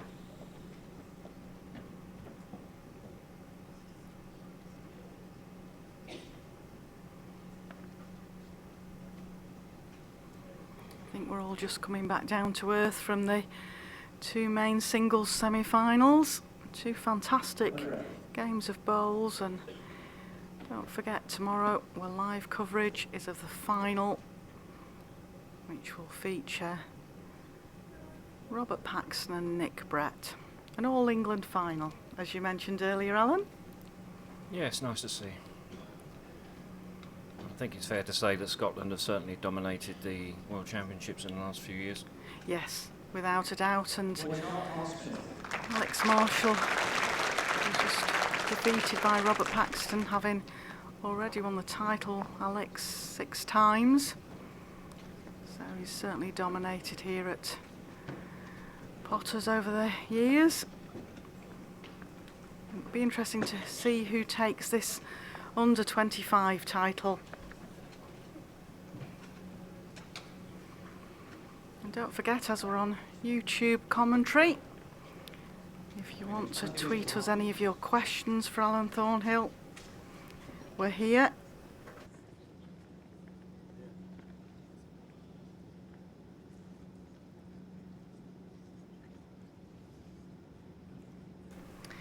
Yes, if you send us your messages on either Twitter or the YouTube feed, we'll try and get back to you as soon as we can with the answer. The final of this under-25s is tonight at 7:30. I believe that's been recorded to be played to you after the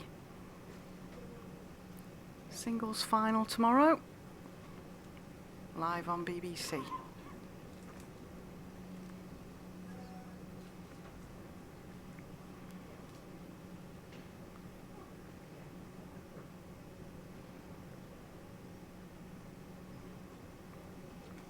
Well, the semi-final this morning was a fairly one-sided affair. Joseph Mower played against Jake Wilgress, and Joseph certainly dominated that game. Jake Wilgress came back a bit in the second set, but it was Joseph Mower who took the first semi-final and is lined up in the Players' Lounge ready to take on whoever wins this game. Both players in this semi-final seem to have settled in quite quickly.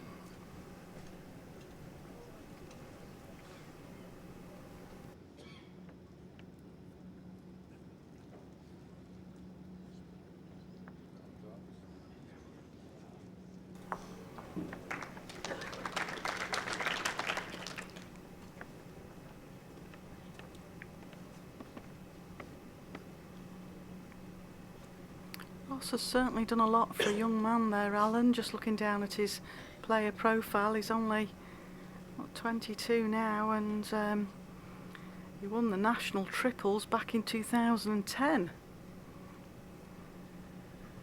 Yes, and followed that up with the World Singles twice, 2011, 2012. So he's been running well for a few years now. Plays out of the Kynan Valley Indoor Bowls Club near Merthyr Tydfil in Wales. Ironically, I'm going to be down there next weekend. What I have to ask, don't I, what you're doing down in sunny Wales next weekend? I'm afraid I've got to suffer the indignity of a international technical officials examination. Oh, wow. Well, I'm sure everybody out there will be wishing you the best of luck with that one.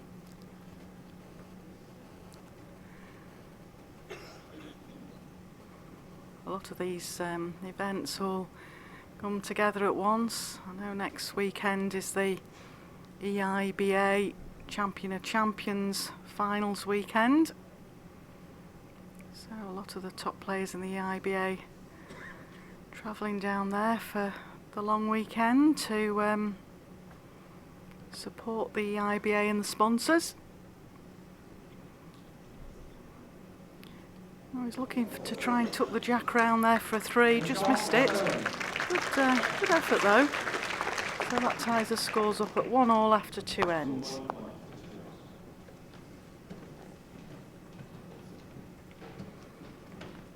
Not seen a lot of Tom Smith on the tour, but I believe he does go to the qualifiers at Poole. He's actually from the Erywash Club in Nottingham, which I have played at a number of times.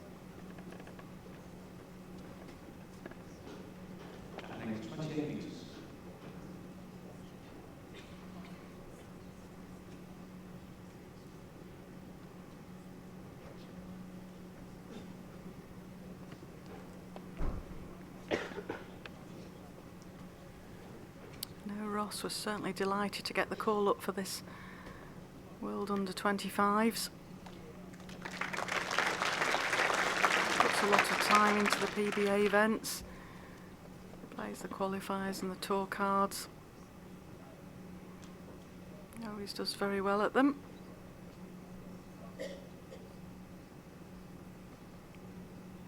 For those of you liking to know what the players are playing with out there, Tom Smith's actually playing with Henselite Tigers. And Ross Owen is sticking to his favoured Taylor Ace. The players are tending to choose to play with swingier bowls out there, Alan. Seem to be reacting a little bit better to the carpet. Yeah, that's right. The carpet prefers a swingier bowl.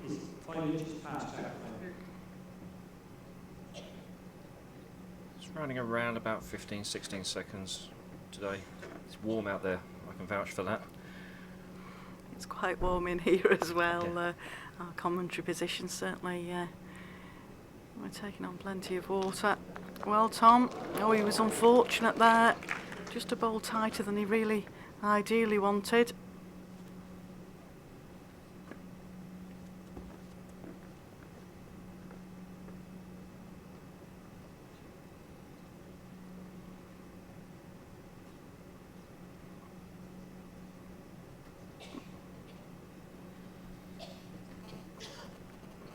Well, it's not a bad position from Ross Owen, as Tom has the opportunity here to try and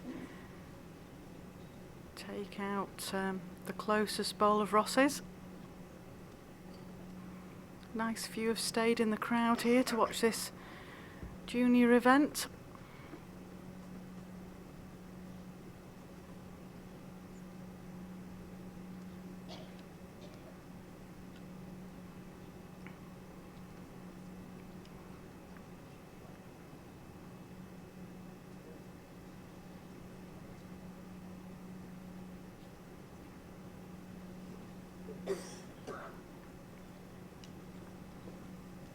Been a pretty full house here, Janice, for the last few days. Certainly today was packed. No spare seats in the house. Yes, I do think people make a nice long weekend of it, Alan. It's a fantastic venue to come to, Potter's Resort. If you've not been before, try and make a date in your diary to pop down and visit the guys here. They make you feel very much at home. But also, of course, it's the venue of the World Championships, so you get to see the best players in the world. And this is a new event to the schedule, a World Under-25s.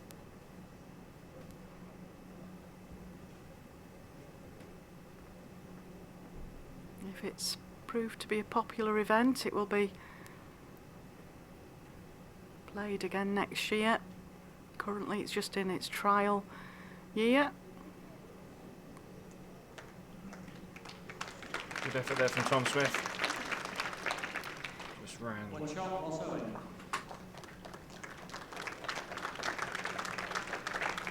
Both of these players are finding time to play bowls at a high level. They're both students. Tom's a PhD student at University of Nottingham. Pharmacy. That sounds too technical for us. It does. There's one or two people coughing out there in the crowd. He might be able to give some advice. I wonder if he carries a pot of pills around with him. It's great to see young players like this carrying on with their bowls careers whilst they're studying. Yes, you often find this sort of age of player has to swap about clubs a little bit due to their studies or where they go to university. But it's nice to see that they stay in the game.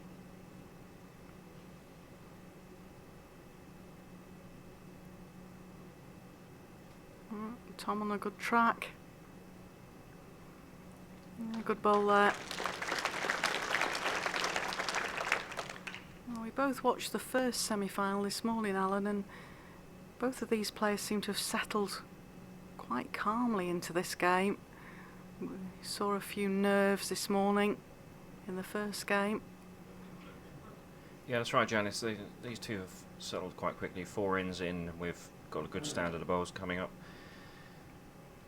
This morning a little bit edgy to start with.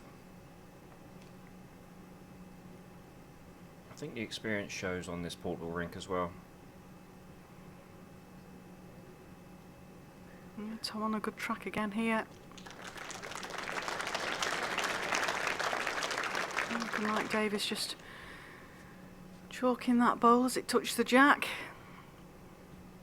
I believe we have the credits from this morning as well, Alan, of hitting our millionth viewer. That's excellent news on YouTube. Very good. Shows how popular this sport is.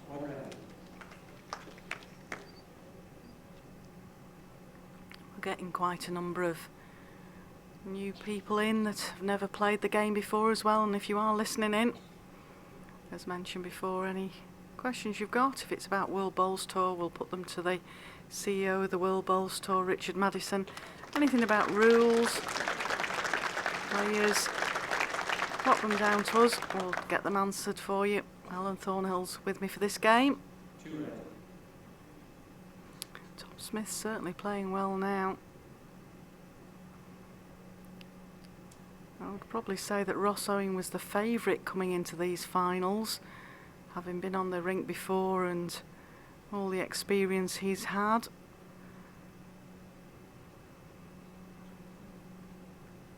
Certainly on paper, Janice, he looks as if he was the favourite. But these qualifiers are coming through thick and fast, and doesn't matter how much experience you've got on this carpet, you've got to watch out for these qualifiers.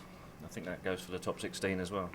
Yes, very true, especially the qualifiers in the European qualifiers. They often have 5-6 games to qualify to get through, and as a few of them have proved here, the likes of Matthew Orry and Jamie Chesney, they've got themselves through a few rounds when they've got to the World Championships.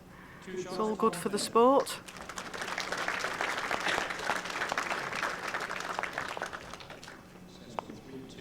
Of course, we had 19-year-old Connor Sinato, who took out Andy Thompson in the first round of the Open Singles, so it's all good for the sport, all good for the juniors.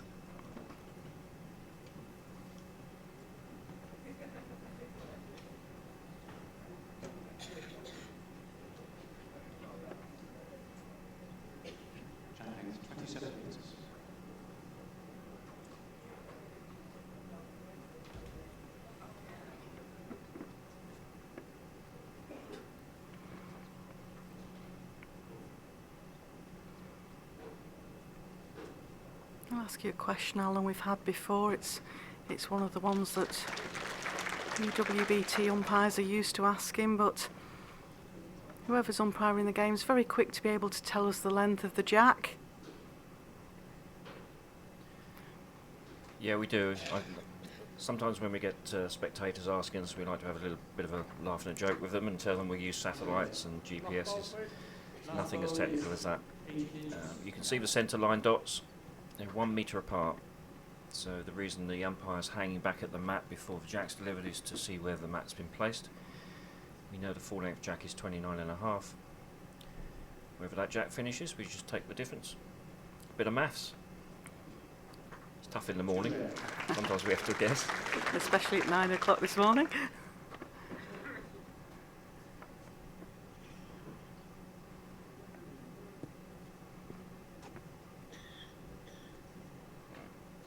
Of concentration there from Ross Owen. Looks good here. Slips past his own. Still too good. The gap between Ross' last ball and my back ball. 2 feet.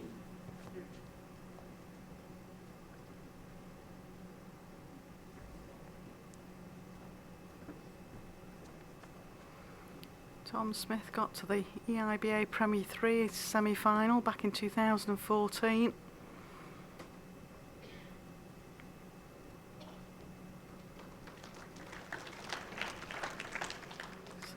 He'll have played with cameras around him, but not on as big a stage as we have here at Potters. Certainly the place to play bowls. particularly this afternoon when we had a packed crowd out there. Not a seat to be sold in the house.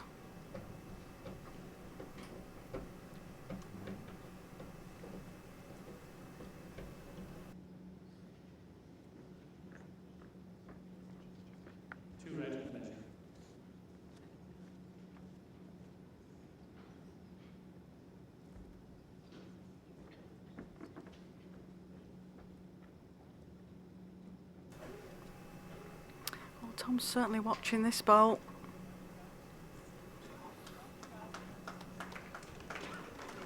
Oh, another good bowl, Alan. He's getting a lot of bowls in the head, which always helps.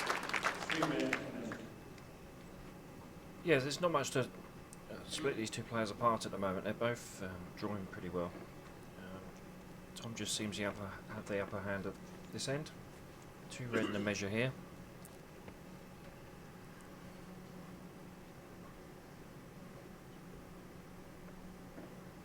And I think we saw this morning an example of getting that first and second bowl right on top of that jack really does dominate the end. He's close here. Rests that bowl and sits down. Yeah, excellent. Yeah, great bowl there from Ross.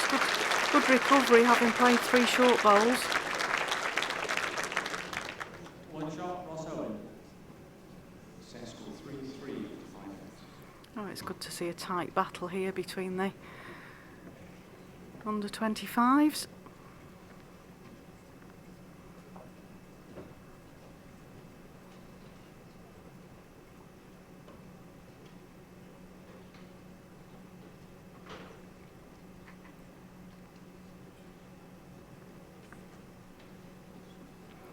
How's he sent this jack off? There was a definite thump there, I heard. Yeah, just overplayed that jack. Easy done. So it comes back and the opposing player re-delivers.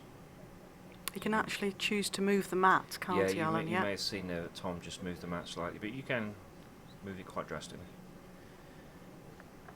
But Tom won't play first here. Ross will deliver the first bowl.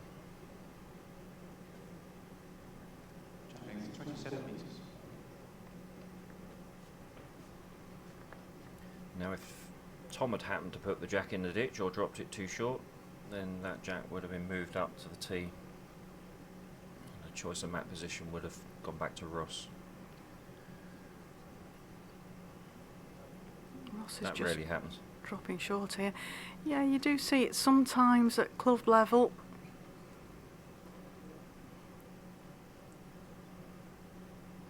Especially when we play 2-metre jacks. This is a 3-metre jack, so there's that bit more room behind the tee.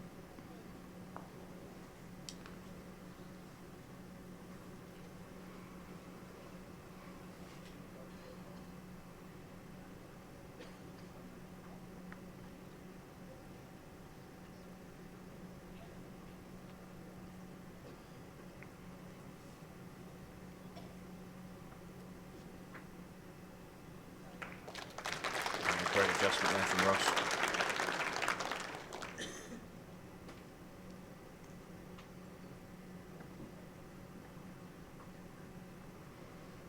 Good ball coming here from Tom as well, if he's got the right pace. Good line, might have just overplayed it. That change of jack length has just thrown him. He set it there, so he'll be mad that he's played 2-yard bowls to it.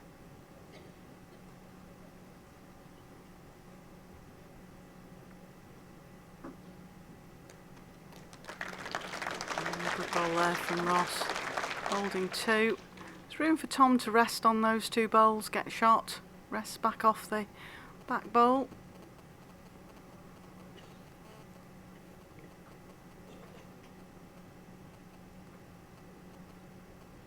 All on his pace.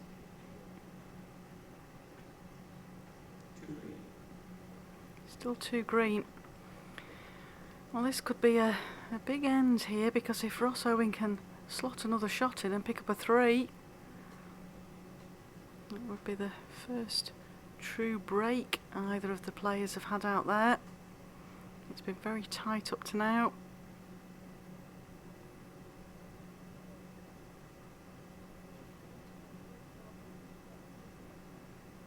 he doesn't like that. Body language said he definitely didn't like that. There's a face of disappointment there. Definitely. Yeah, just dropped it short.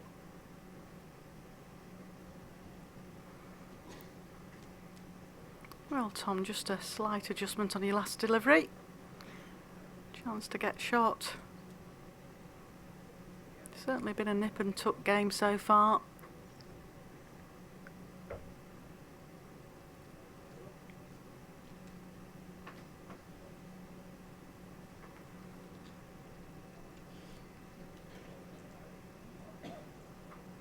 Looks a good track. Better here. Yeah, good ball.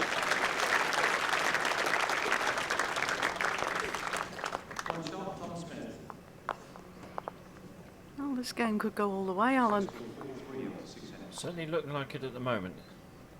Not a lot to choose between these two at the moment.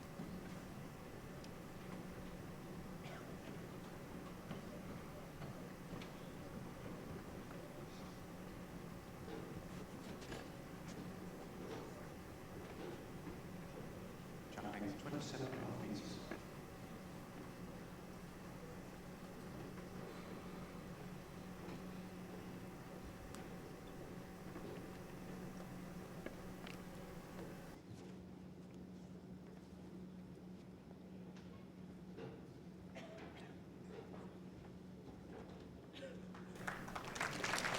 Oh, great opener by Tom Smith there.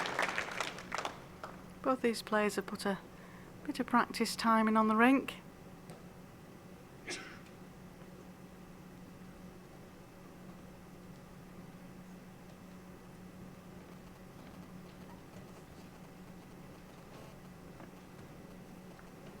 Yeah, I think the rink will be playing very differently now from when they practiced this morning.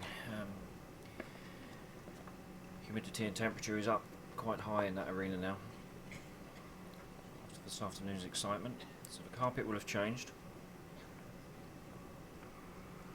So it's the same for both players then, isn't it? They just have to see which one can adjust quickest.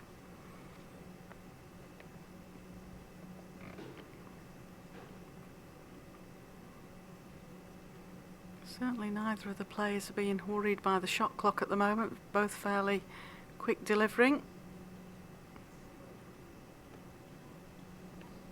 One red.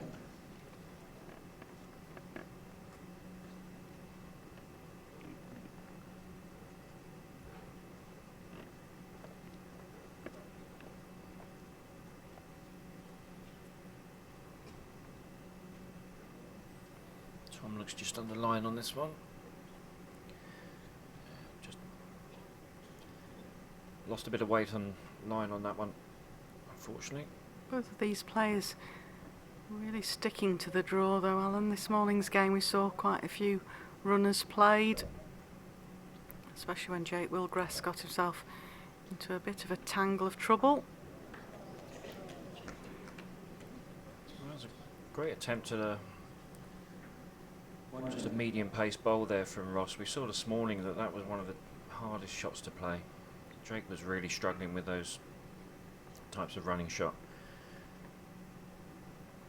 Ross was just unlucky there to catch the jack before the bowl.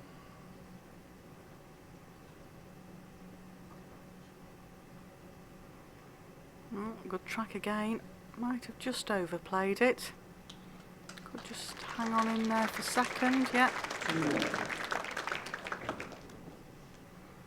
Mark and Mike Davis indicates it's 2 to red at the moment.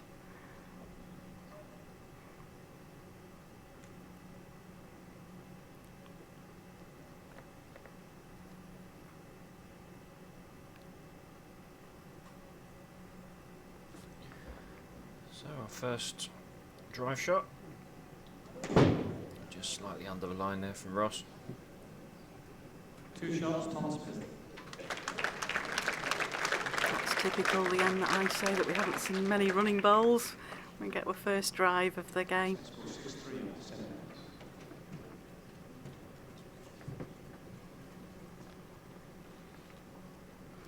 It's the right sort of weight to go on this rink. It's hard to play, as Alan said. just a yard on, 2 yard on shot, whereas a runner of that pace is normally 27.5 metres. the pace to go, but he was just off target.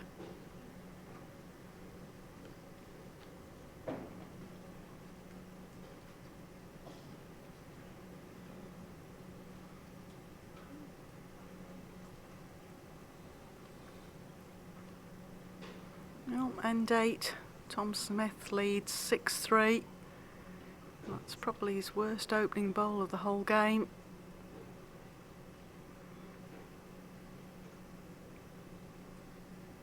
Giving Ross the opportunity of getting one in close.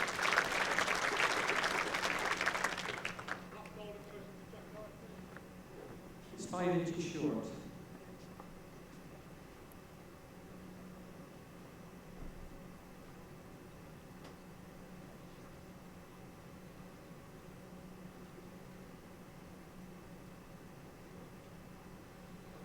So change of hand after that information from Mike Davis, but just running through slightly again.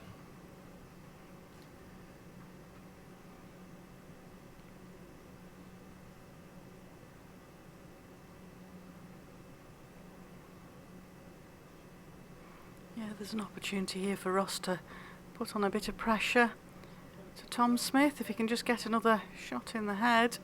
2 green. It's not bad, it makes the target a little bigger.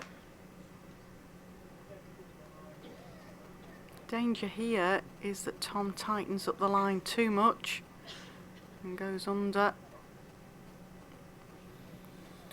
Or over adjusts on the weight there, Janice, I think, as well. Yeah, it was a bit of both that, I think, Alan. Certainly the worst end we've seen Tom Smith play. Now, can Ross Owen take his opportunity here?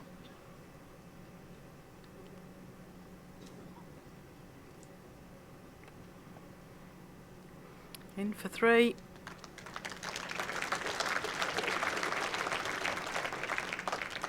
So a big bowl here from Tom.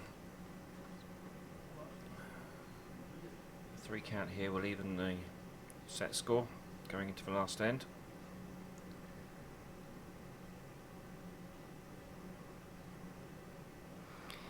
Well, I think he needs to keep the line of his last and just put that extra 2 feet in, but it's not easy. Anything into those 3 green bowls will save. If he's played this with any sort of weight, it'll hang off now. Huge opportunity for Ross Owen here. Holes 3, chance for 4. Yeah, that really does change the set around. 4 shots here. Oh, we're in end 8. There's only one end left after this for this first set. I know John Price or David Corkill in BBC commentary would say this for the spare. They often say if you've got plenty of room for draw for another bowl in the count, you need to take your spares.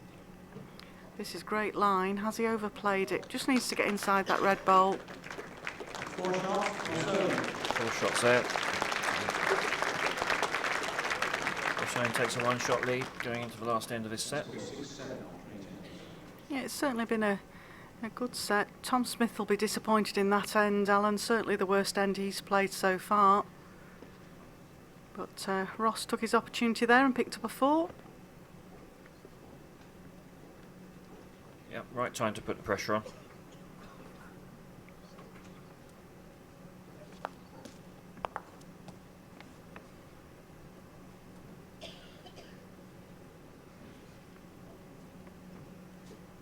Change of jack length from Ross.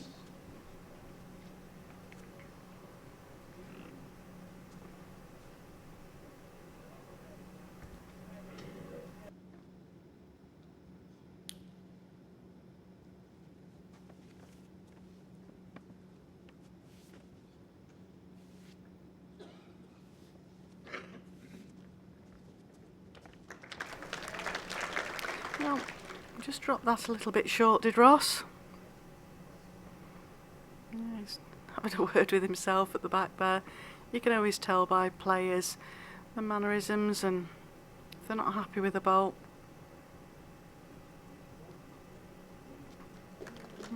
That's not bad there at all.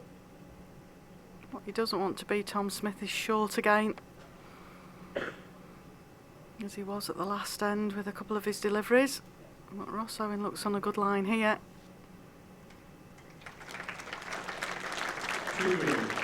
Yep, good bowl.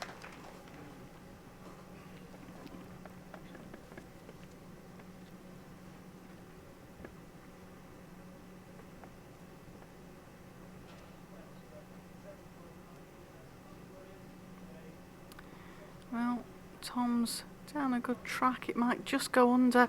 That was a great effort, really. He needs to count here to tie the set.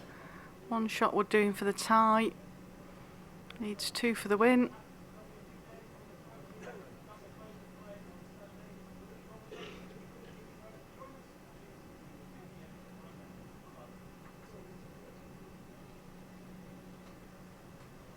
Yeah, Ross just coming up to have a look at the angles on this one. Use the timeout. The players get 5 timeouts within the main part of the game. And those timeouts give them an extra 60 seconds. And if we do go into the tie break, they get an extra timeout then.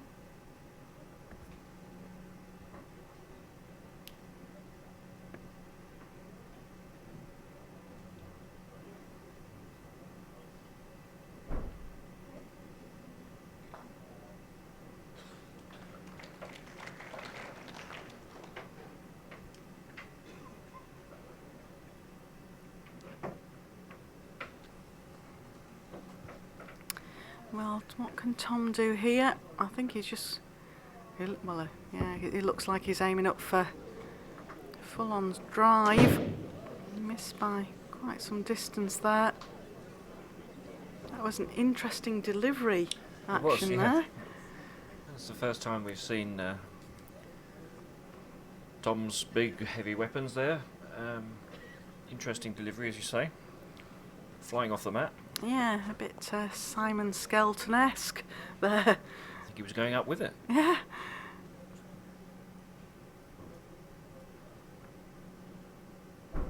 Sometimes I think on this rink, Alan, that sort of pace of drive doesn't do you any favours because you've only really got one target with it, one thing that can happen. You need to try and play a more percentage shot. Yeah, and that's right. Of course, also the jack is not going to go anywhere other than the weak spot or into the ditch. So if that's covered at the back, then it's only going to go into one place. So more controlled weight.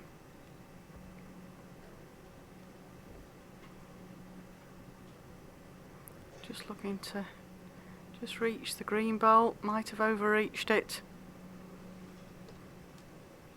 2 shots, the first set to Ross Owen.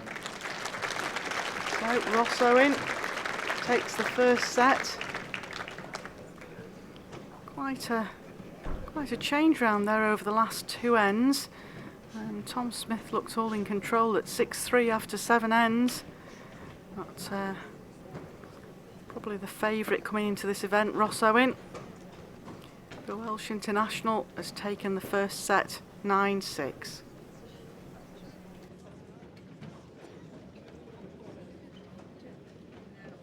Jack length 27.5 metres.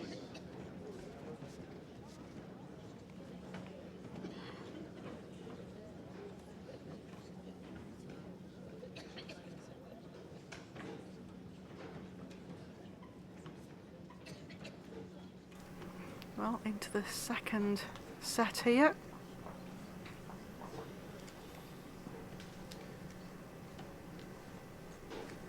New game, new starts. Second set. That's the beauty of sets formats.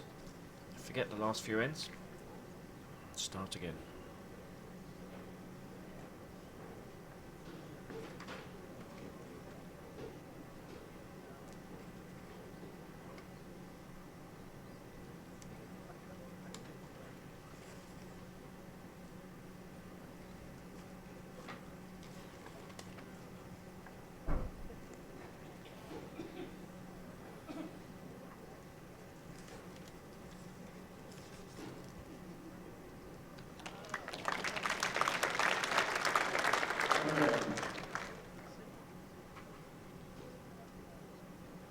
couple of viewers' questions that we've had in, Alan. One is, can you bowl with both hands, or have you just got to stick to one hand? I assume you don't mean at the same time. So. Well, that would be interesting. Yeah, it would. Right-handed players, left-handed players. Yeah, there are a few out there that are ambidextrous. Is a big word for the afternoon. And they can play with both hands. Quite often, more commonly, you see people deliver the jack with one hand and the bowl with the other.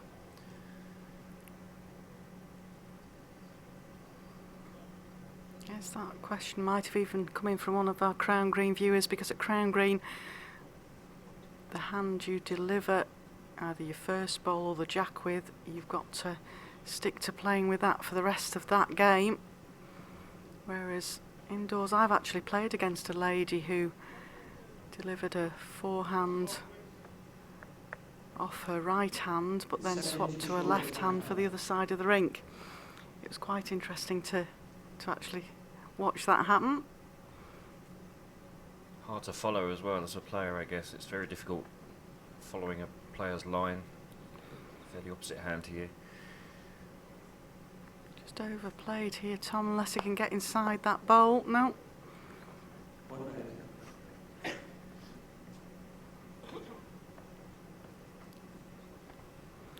Nice little trail on here for Ross Owen. Plays it, just tips the jack to his 2 green bowls. Could possibly pick up a 3. It's down his forehand, yeah. He's trying it. It's certainly available off that forehand. The hands do change as the weeks go on. We're here for 3 weeks and the carpet does change as well, but he's close, he's very close. Oh, very good. Very Great close. effort there. One shot, Tom Smith. Another question that we've had before, Alan, is about are you full-time umpires or do you have other commitments outside? Well, unfortunately, we have day jobs. Bowls never pays the mortgage. So yes, we're all workers. Take annual leave for these tournaments. 25 meters. It's the same with the players, really, isn't it, Alan? Most of them have got full-time jobs. Some are very fortunate that their jobs are within the sport of bowls. Yeah, most of the top players are employed by either bowls manufacturers or they're involved in the bowls industry in some way.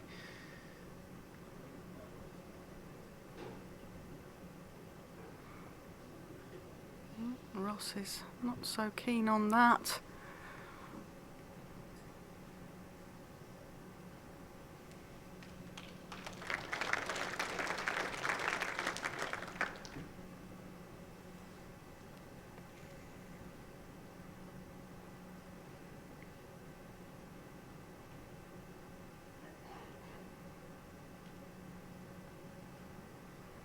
Tom might have just overplayed this again.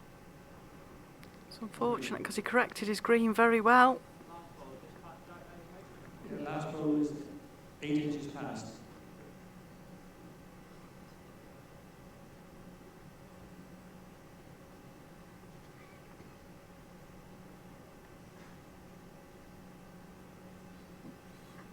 He's scratching his head there, Alan.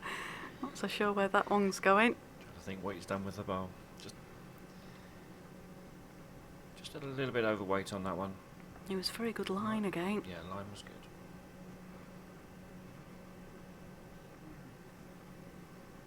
It'll be an interesting final to watch later, Alan, because by then obviously the players involved will have had a couple of games on the carpet. Young Joseph Moore played exceptionally well this morning.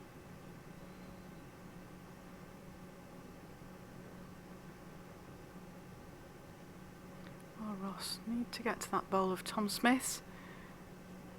Looks to be just under the line.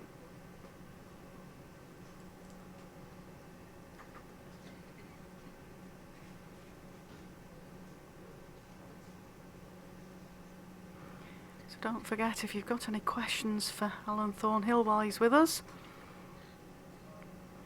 now's your chance to ask him.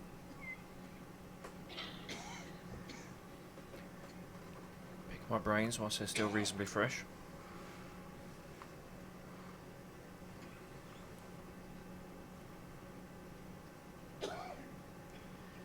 That's one of the great things about being on a resort like Potter's Leisure Resort up here in Norfolk. You're in with the crowd and spectators, all a big family, and you often get quite a few questions that you have to answer as you're walking around. Dinner time. Yes, and we also do question and answer sessions here with people. It's a great place to be able to... Oh, he's very unlucky there. Great bowl there from Ross, but just unfortunate. Great effort. One shot, Tom Smith.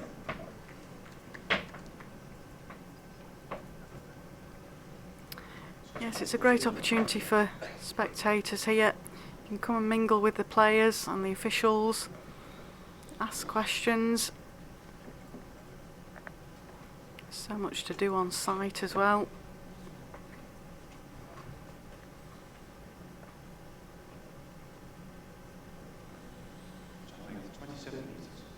Yeah, we had an opportunity to relax yesterday afternoon after the afternoon game. Had an hour in the amusements and a bit of 10-pin bowling until I broke it. Wow. You do know John Potter normally listens into these feeds if Whoops. you've broken the 10-pin bowling. I do apologise, John. One of your helpful tech crew fixed it for us.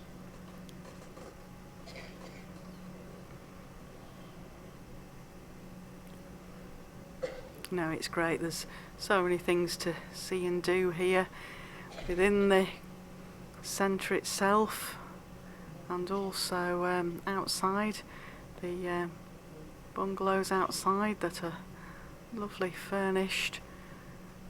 You can walk down from those to the seafront here at Hopton-on-Sea.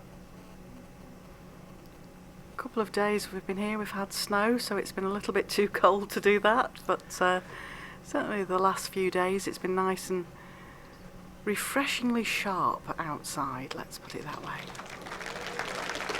You're telling me you didn't go for a dip when it was snowing? No, it took all my courage to walk up to the centre the day it was snowing.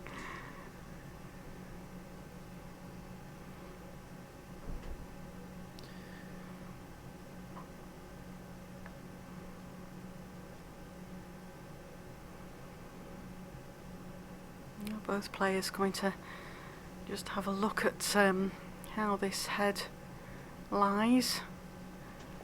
Ross just trotting back down to the mat. He's got 20 seconds to deliver his bowl now.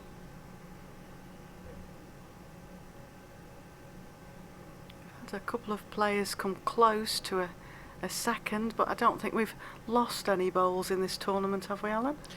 Yeah, we did actually. Alex Marshall lost one earlier in the week,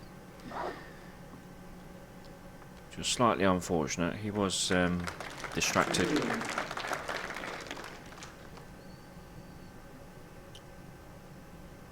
Just shows that it's for the same for everybody out there, though.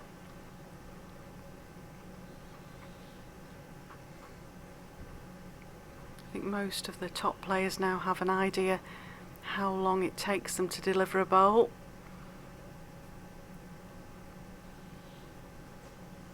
Well, both Tom and Ross are fairly quick players off the mat. Don't spend a lot of time standing on the mat waiting to deliver. Just overplayed it.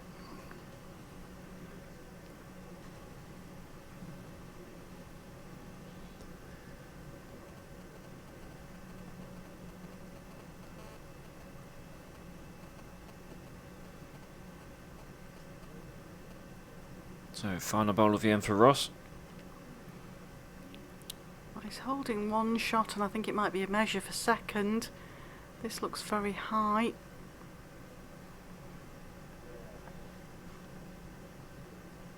2 shots, Ross Owen. And 2 shots conceded. That ties us up at 2-2 after 3 ends. Ross Owen won the first set 9-6. If Tom Smith wins this second set, we'll go into a 3-end tie-break.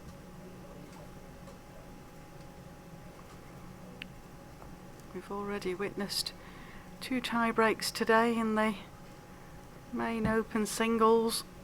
Both semi-finals went to a tie-break.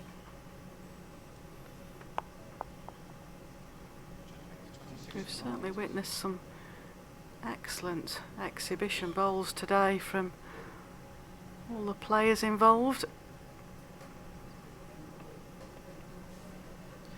Nervous times for the players, tie breaks, but they certainly entertain the crowd. Yes, I always feel like the crowd desperately wants every game to go to a tie break, and I think most players would say they desperately want every game not to go to a tie break.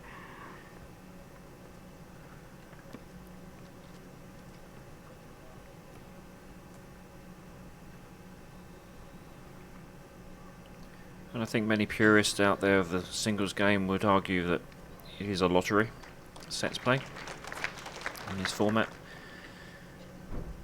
Traditional singles game is often played to 21 shots, first to 21.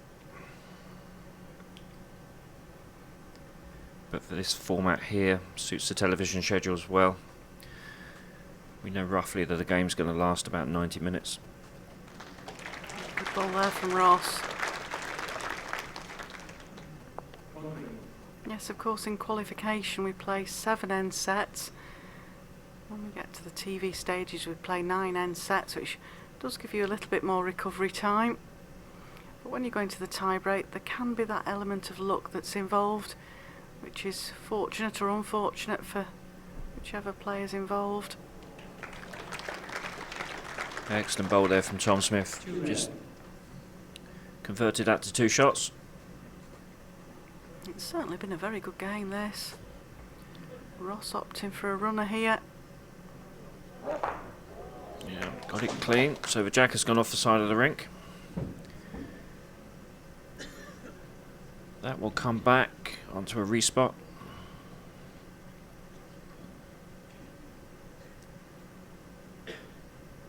That's a term that the bowlers tend to use as it's a killed end. It's gone off the side confines, and within the main part of the game, Alan, that goes on the respot. That's correct, yeah. Respot is halfway between that tee that you can see at the bottom of your picture and the boundary line, and it's around about a foot past the tee. In a normal game of bowls at your local club, jack goes off the rink, then you restart that end again, carry all the bowls back.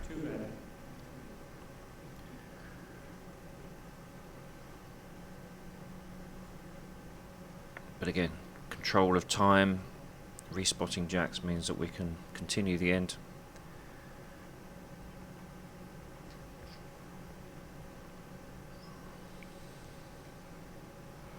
I think he thinks that's quick by his mannerisms there.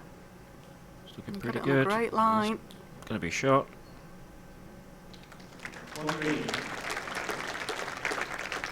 Yes, a number of the top players will have practiced the respots.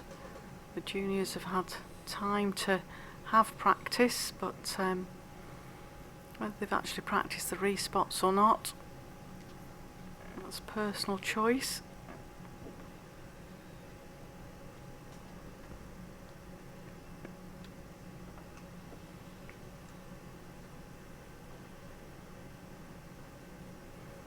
Well, could be all down to weight with this bowl.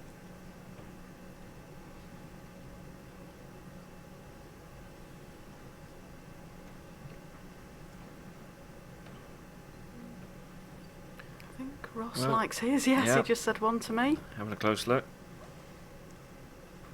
1 shot, Ross Owen. Well, Tom will be disappointed there, Alan, because he just dropped short with both of his deliveries to that respot jack. Yeah, he had room to draw in there. Set score 2-3 after 4 ends. And again, what you were saying about practicing delivering to respots is an important part of the game. especially if you know your opponent has got the heavy bowl and likes playing them.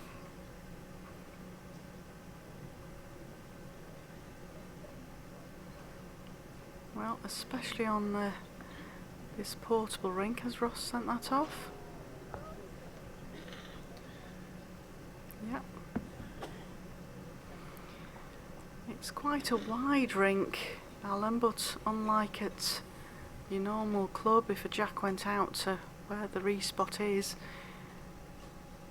unless you've got a fine rink, you can go over into the next rink to get back. So a lot of the top players do practice the respot, just to have an idea where the line is that they need to put the bowls. Yeah, that's right, Janice. I mean, here we have a purpose-built rink. It's maximum size, maximum width, 5.8 metres. You don't have that luxury in your club normally.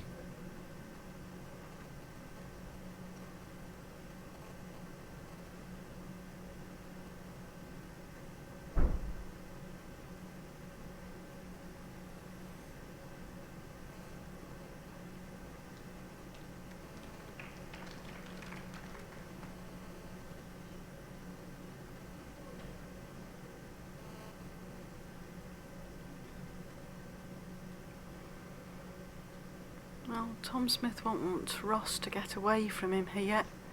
He needs to win the set to take it into a tie break. And Ross will want to finish it off in 2 straight sets because he's got the short break before the final tonight.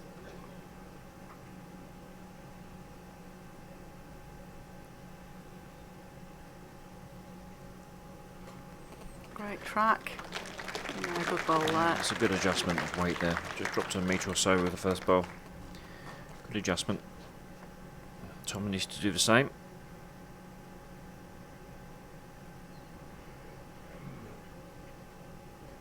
Another thing for any new viewers watching, Alan, is the players have to play with red or green bowls, dependent on where they are in the draw. There are pool bowls, though, that they can pick from, aren't there? Yeah, the World Bowls Tour has sets of bowls from each manufacturer, different sizes. Generally, the qualifiers and some of the top 16 will select bowls from there. But clearly, if you're working for a bowls manufacturer like some of the top 16 are, then you get the pick of the bowls from the company that you're working for.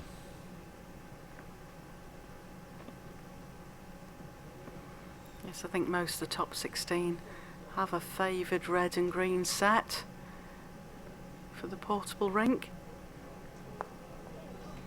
And great reply there from Tom.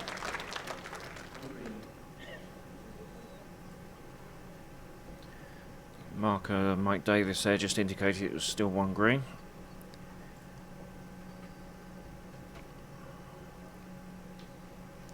Yes, it is a criticism of this format of the game where players are having to use bowls that they're not used to. And clearly in their own clubs they have their own set of bowls. They're used to playing with them. They come onto this rink for a big game and they have to change to a different set.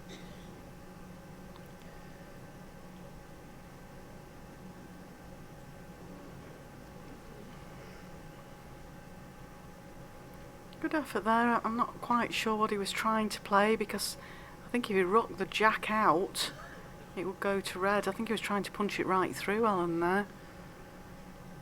Yeah, it's a bit of a strange shot selection there from Ross. We'll ask him about that one later. We will.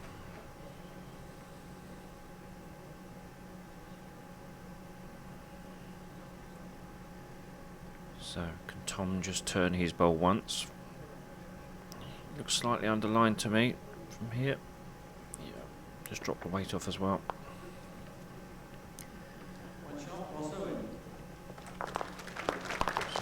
Ross Owen takes a 4-2 lead into the second set.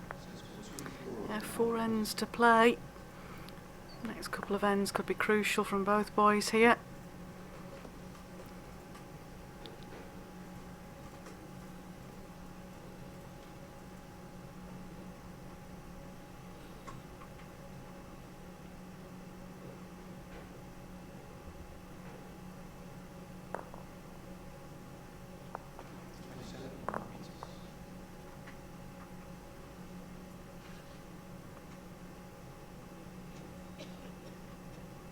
Yes, of course, with the bowls as well, Alan, the overseas players sometimes can't actually transport their own bowls with them, and certainly if they play over in places like Australia. I was talking to Jamie Smith, the Australian qualifier, about it.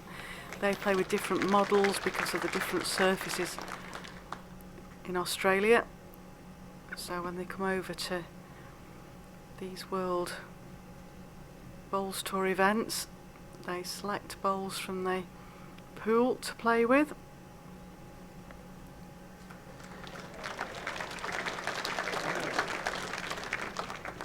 Yeah, I think certainly with the Australian players and Southern Hemisphere players, their rinks are so fast.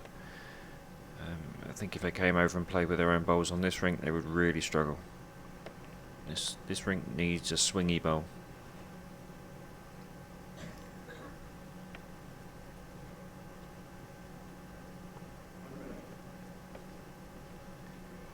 It's one red at the moment.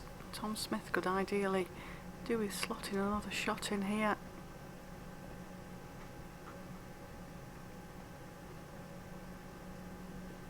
It's close. Just creep past that green one. Yeah, there we go. 2 shots.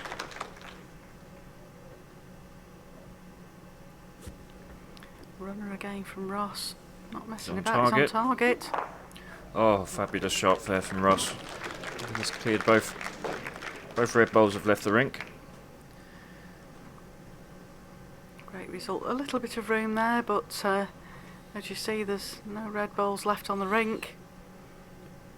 Cool 3 shots there, I think. Yeah. I think you might be safe with that one. 3 green. Are you sure not red? I was hoping you weren't going to mention that, Janice.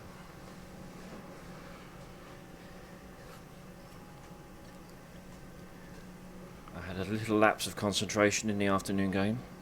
Got my colours round the wrong way. Thought you just started to get a bit of colour blindness out there. Yes. It happens to us all, you know.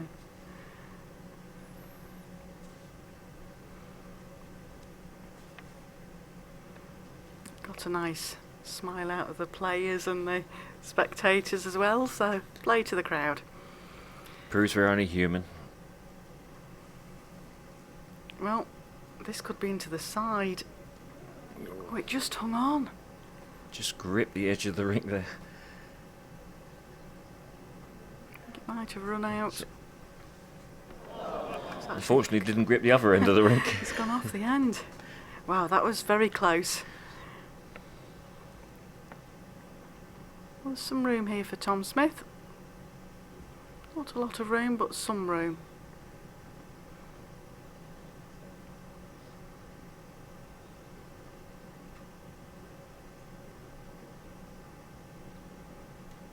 Good here.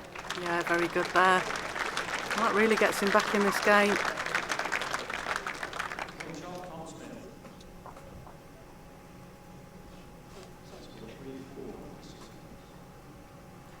Three ends to play. Ross Owen leads 4-3 in the second set. He took the first set 9-6. Are you involved in the final tonight, Alan? I am, yes. I'm operating the clock. Get my thumbs at the ready.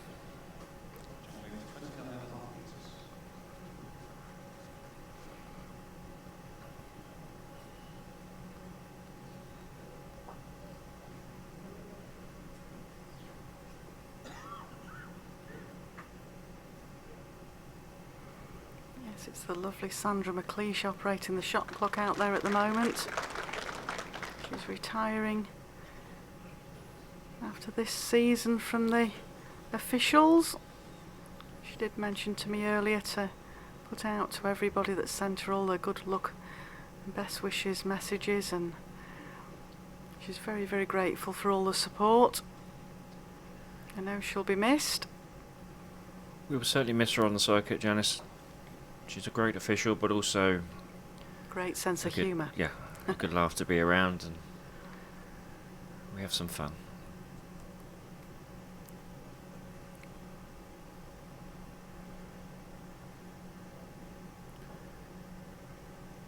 Got a great team of guys and girls working with us at the moment. 6 of us on the officials panel. You have to be a good team player with us. Yes, you enjoy the working together as well as the socialising together. I think that's all part of a team.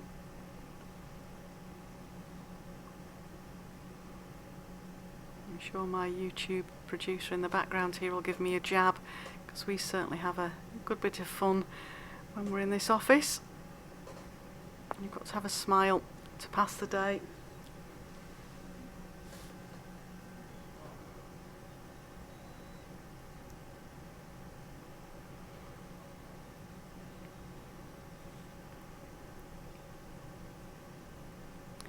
Looks just under the line here.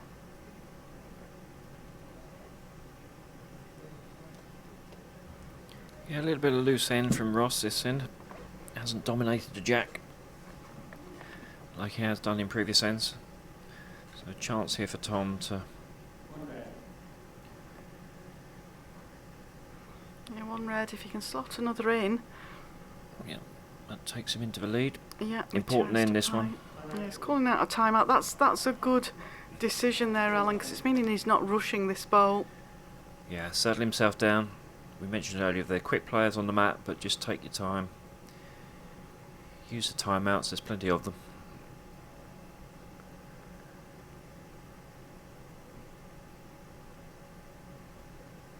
He looks on a good track. Urging it the up. Pace? Has he got the pace to reach that green? There's a missed chance there, I think.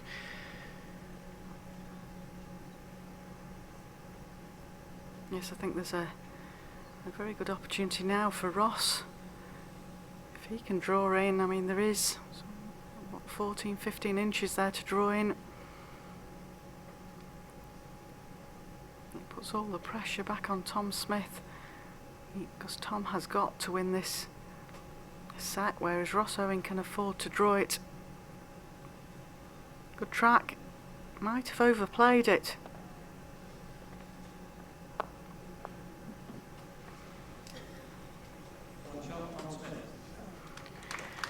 Well, both players have had a couple of loose ends in this second set. All tied there at 4-4. As you just heard from match umpire Dan Blewett.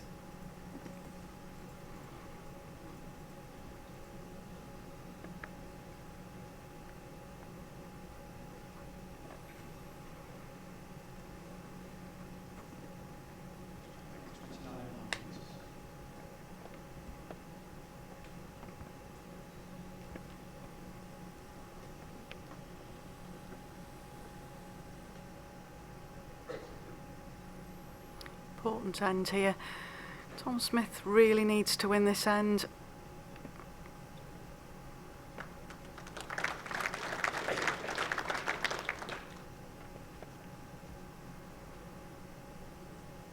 Don't forget, if you want to join the PBA, if you go to the PBA website, it's a Professional Bowls Association website, find out where your local branch is and contact them. Pay your membership and you too could be out there on the portable rink. Qualifies for the open events. We have tour cards as well that you can play in.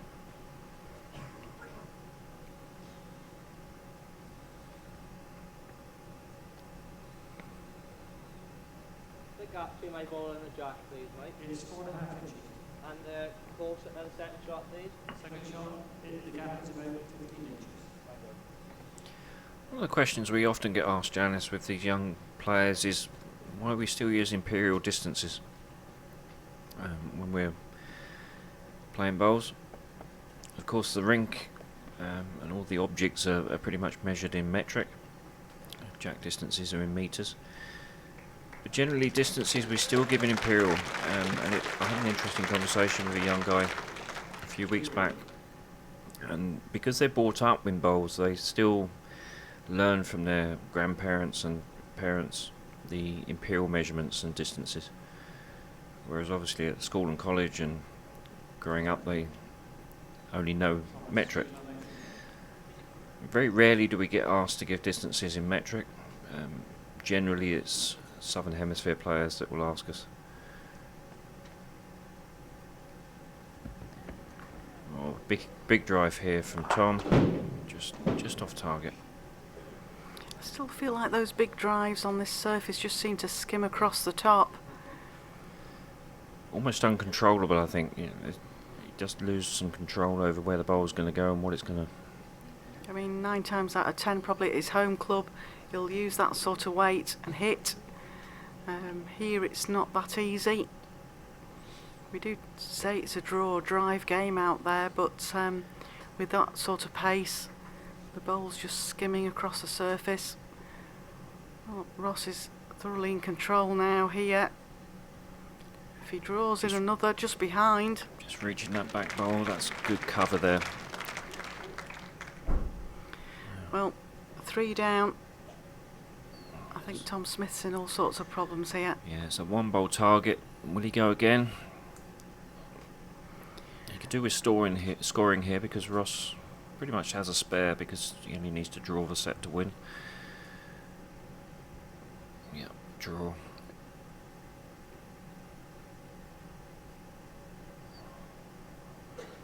Well, all on his pace, I think. Certainly watching it. He's overplayed it. Well, if Ross Owen draws in here for 4 shots, that, with my mathematics at this time on a Saturday, would mean that Ross would take this game and go into the final, where he'll meet Joseph Mower tonight at 7:30.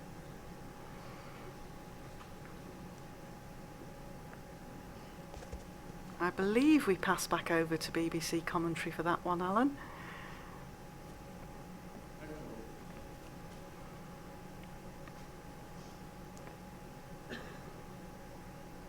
Though we'll both be here anyway, I'll just wire you up as commentary while you're out there on the shot clock. It's been fun working with you, Janice. Oh, thank you, Alan. It's been very enjoyable having all these viewers listening and watching in. That's it, folks. 4 shots to Ross Owen means he wins the game. 9-6, 8-4. Again, thank you so much for your company. Thanks for joining me, Alan. No problem, Janice. And I do hope you enjoy the rest of this World Championships, ladies and gentlemen. Good night from myself, Janice Gower.